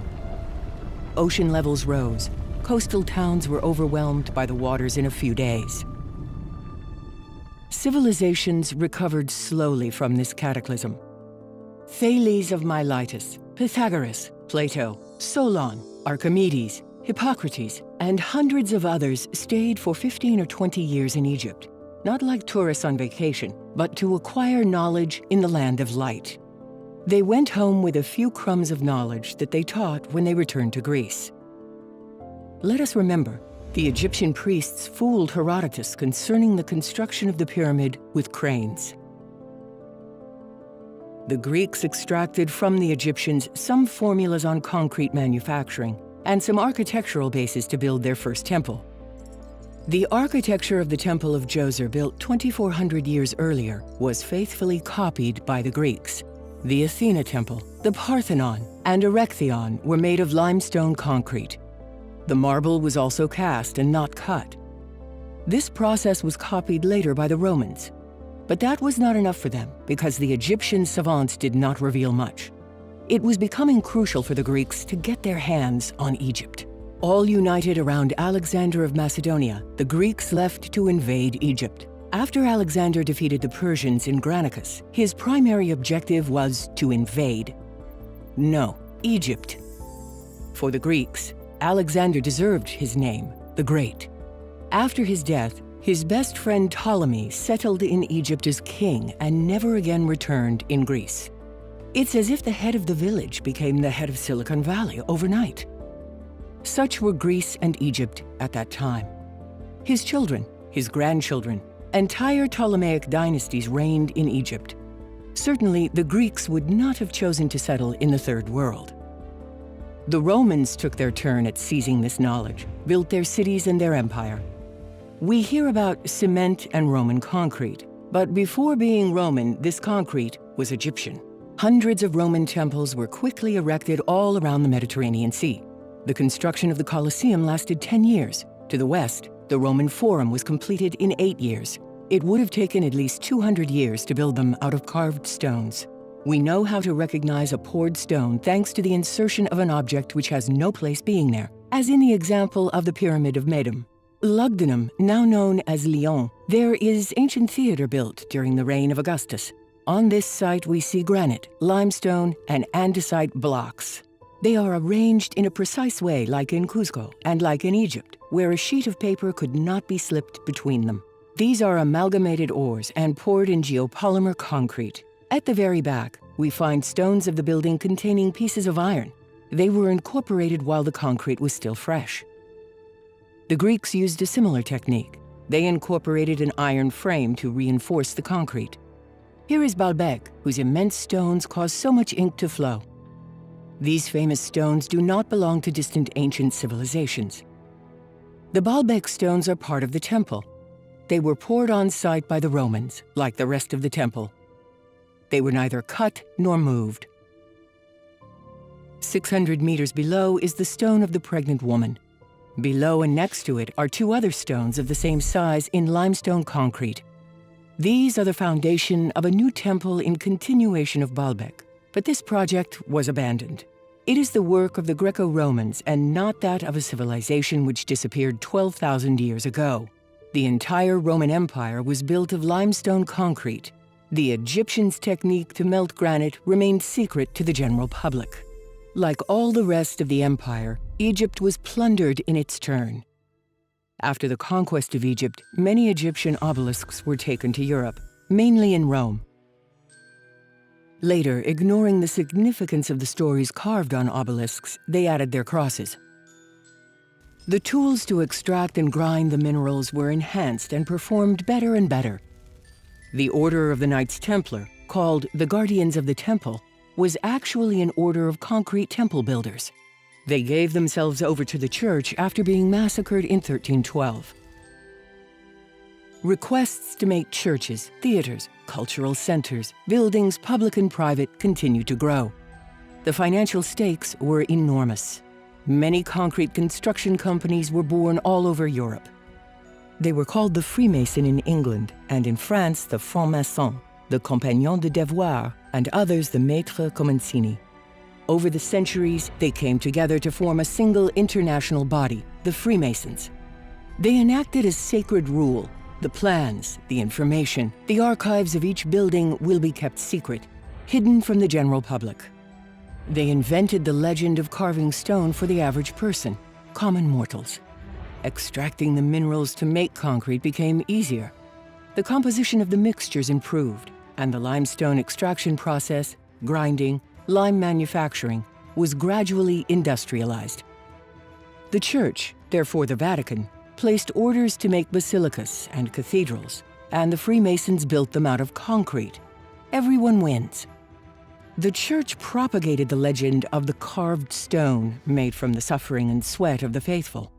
Thousands of faithful Catholics carried by their immense faith who cut stones for the glory of the Holy Church. When we visit these monuments, we are both amazed but also doubtful, with a feeling that something is wrong. In fact, the builders did not suffer as much by cutting stones as you might imagine. They were not the faithful of the Church that built them, but rather specialized and organized teams, masters of architecture and concrete. The Freemasons poured concrete not only for the Church, but also for the kings, dukes, counts, for different kingdoms, big and small, and all kinds of buildings. The most important sponsor at the time was the Vatican. Another way to distinguish a cut stone from a cast stone is the imprint of tissue. Some masons used linen fabrics so that the concrete could be easily detached from the formwork mold. These imprints are found in all buildings. These marks are visible on the first row, that is to say, the first stones laid at the start of the construction. Sometimes they mixed shells in the concrete, like the ancient Egyptians. Concrete flowed freely all over Europe and around the world. It is enough to observe the first foundations of the buildings to understand that there never were cut stones. Egyptian concrete was not only used for churches, but for all infrastructure. From 1700 to 1900, hundreds of cathedrals were built, thousands of bridges, public and private buildings in all European cities. The Basilica of Notre-Dame de Fouvrières in Lyon is an example of different mixtures. We find here all kinds of concrete. Even the granite is poured. Don't go looking. There is no document on its construction. The tourist book explicitly says that the basilica is made of pierre de taille. Pierre de taille, large stones. Pierre taillé, carved stones. A subtle difference in French leaves room for confusion. There is no photo showing the stones being transported or lifted. We are in the real estate and concrete era. But at the same time, it is important to uphold the myth of cut stone. Freemasons have kept this secret for hundreds of years. One last visit. I heard that the Clermont-Ferrand Cathedral was built with cut black volcanic stone from the surrounding area. I went there. After a quick examination, I found that this stone had also been poured. I observed the first row. Fabric and prints. Everything was poured. I decided to stop looking for cut stone. There aren't any. Certainly, the cathedral is undoubtedly built in stone, but they are artificial stones and not carved stones. This is the true story of the philosopher's stone, which we so often hear about. The human being replaces nature by effortlessly creating stones which express the complexity of chemistry and reveal universal dimensions, knowledge kept and discreetly transmitted. The use of sacred geometry in construction from Egyptian knowledge was preserved and transmitted in secret. Only a few initiated architects had the privilege of accessing it. Masons applied sacred architecture and Egyptian thought by integrating universal constants in all buildings. The architects of the cathedrals deployed the meter, pi, the golden ratio, and the royal cubit. If we take measurements in churches and cathedrals, we find these units everywhere.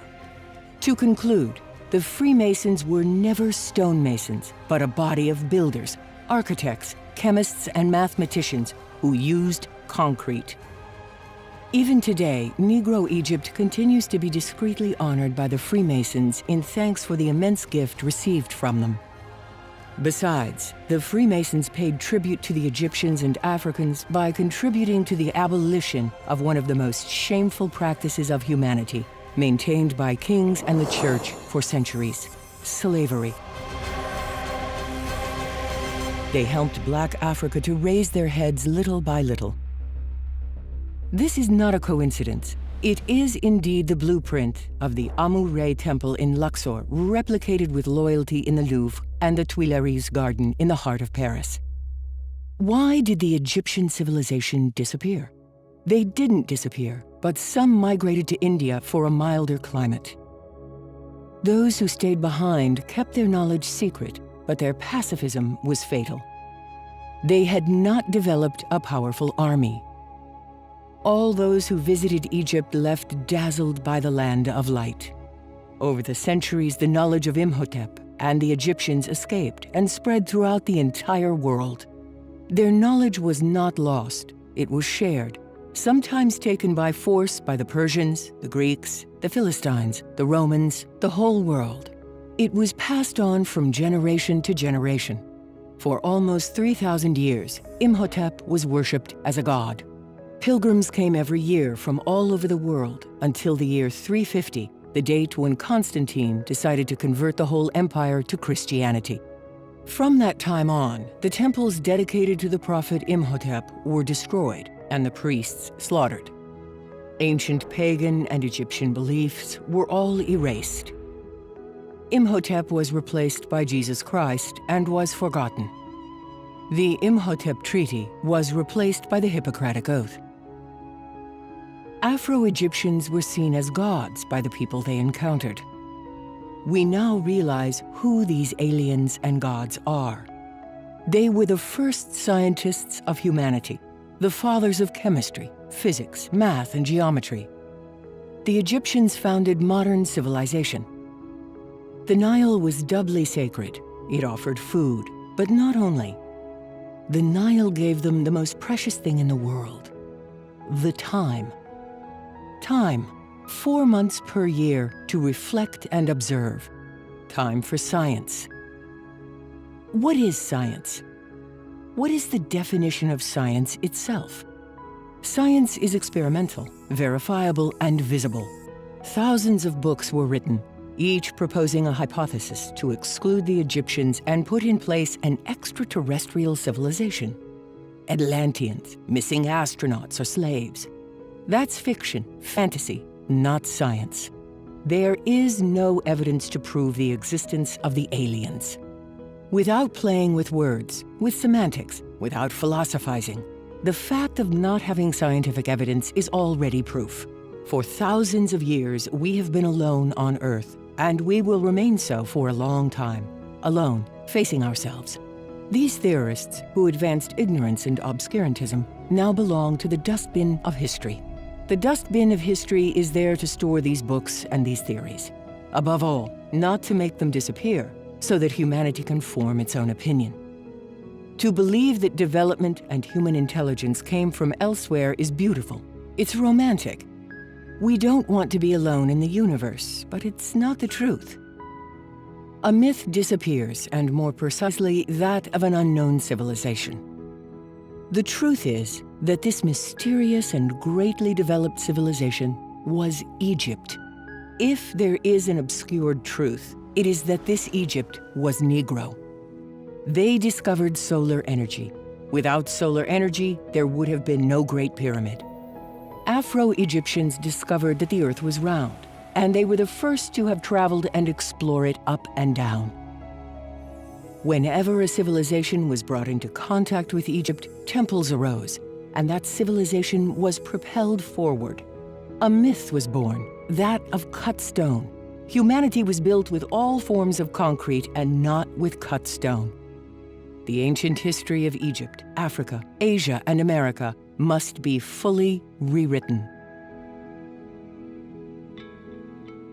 Before Michelangelo's sculptures, there was Egyptian perfection. Tell me again about the Mona Lisa's mysterious smile. I say, look instead at the enigmatic smile of Ramses II. Are you looking for Atlanteans? Here they are. They are in Egypt. With chemistry and physics, math and geometry in tandem, Negro Egypt allowed us to build temples, streets, houses, sports stadiums, enough to build humanity. They laid the pillars of science, the first alphabet, art, philosophy, medicine, and religions. They are at the origin of the cultures of the world. They created the cultures of the world. That is the greatest mystery of humanity. Wherever they settled, they built a temple, and later a city was born. Let's ask the right question. Should we put an end to the mystery of the pyramids maintained by some Egyptologists? Egypt has an important task, that of preserving the cradle of humanity. It is the duty of all countries to help, because if you do not have a past, you will not have a future. Imhotep was the greatest scientist of humanity, and the Negroes of Africa gave their knowledge, chemistry, architecture, geometry, mathematics to all other peoples. And in return, what did they receive as a reward? Centuries of slavery, suffering, misery, massacres, and it never ends. The looting and insult to Africa continue today. What if we finally all share our riches? It's time for humanity to mature.